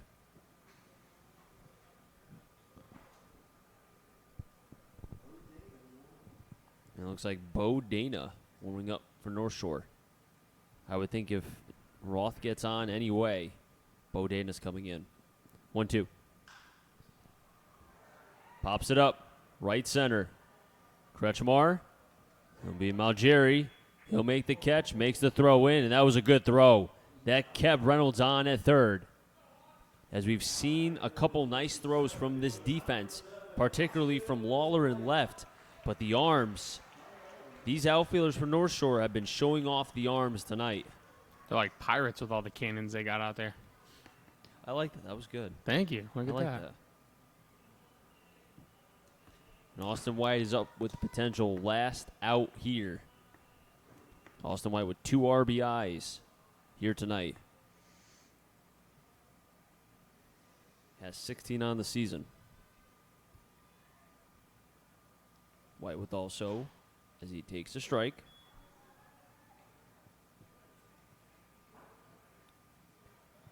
White 2 for 3 with 2 runs, 2 RBIs, and 2 walks. Always good for at least a couple walks in every game. Has a great eye at the plate. Doesn't expand the zone. 0-1. 1-1. And see, that's a pitch I think a lot of lefties would swing at, but he just lays off it like he spits at it.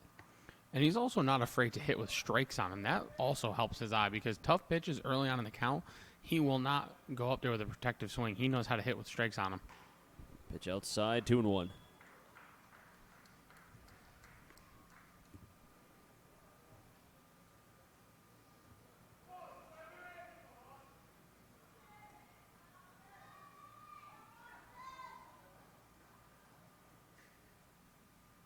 The 2-1. White over to right field. That's going to be another RBI for Austin White. His 3rd hit tonight, as well as his 3rd RBI. 17 RBIs for the URI product. And he continues to swing a sweet and hot bat.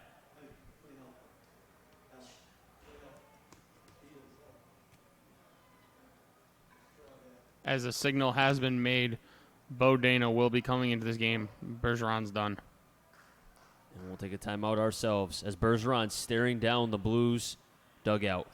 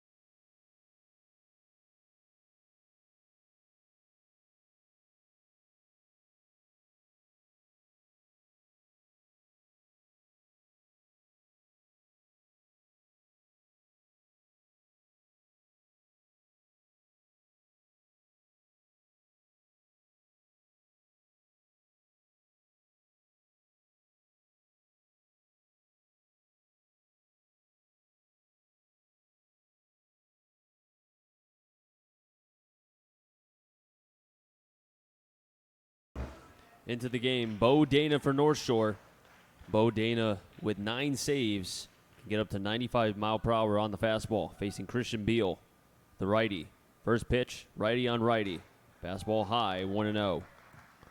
Bo Dana has a 1.84 ERA, does have 24 strikeouts and 14 2/3 innings thrown. And Bergeron, who is taken out of this game as he stared down the Blues dugout, is responsible for the runners on first and second. Austin White did get an RBI, continues to swing a hot bat. 1-0, fastball in, 1-1. I wonder if this is the fastest that Beal has seen. I could be wrong, but I don't know. I haven't seen too many Division III guys throwing 95. They are a rarity. 1-1. And the Blues are down to their last strike.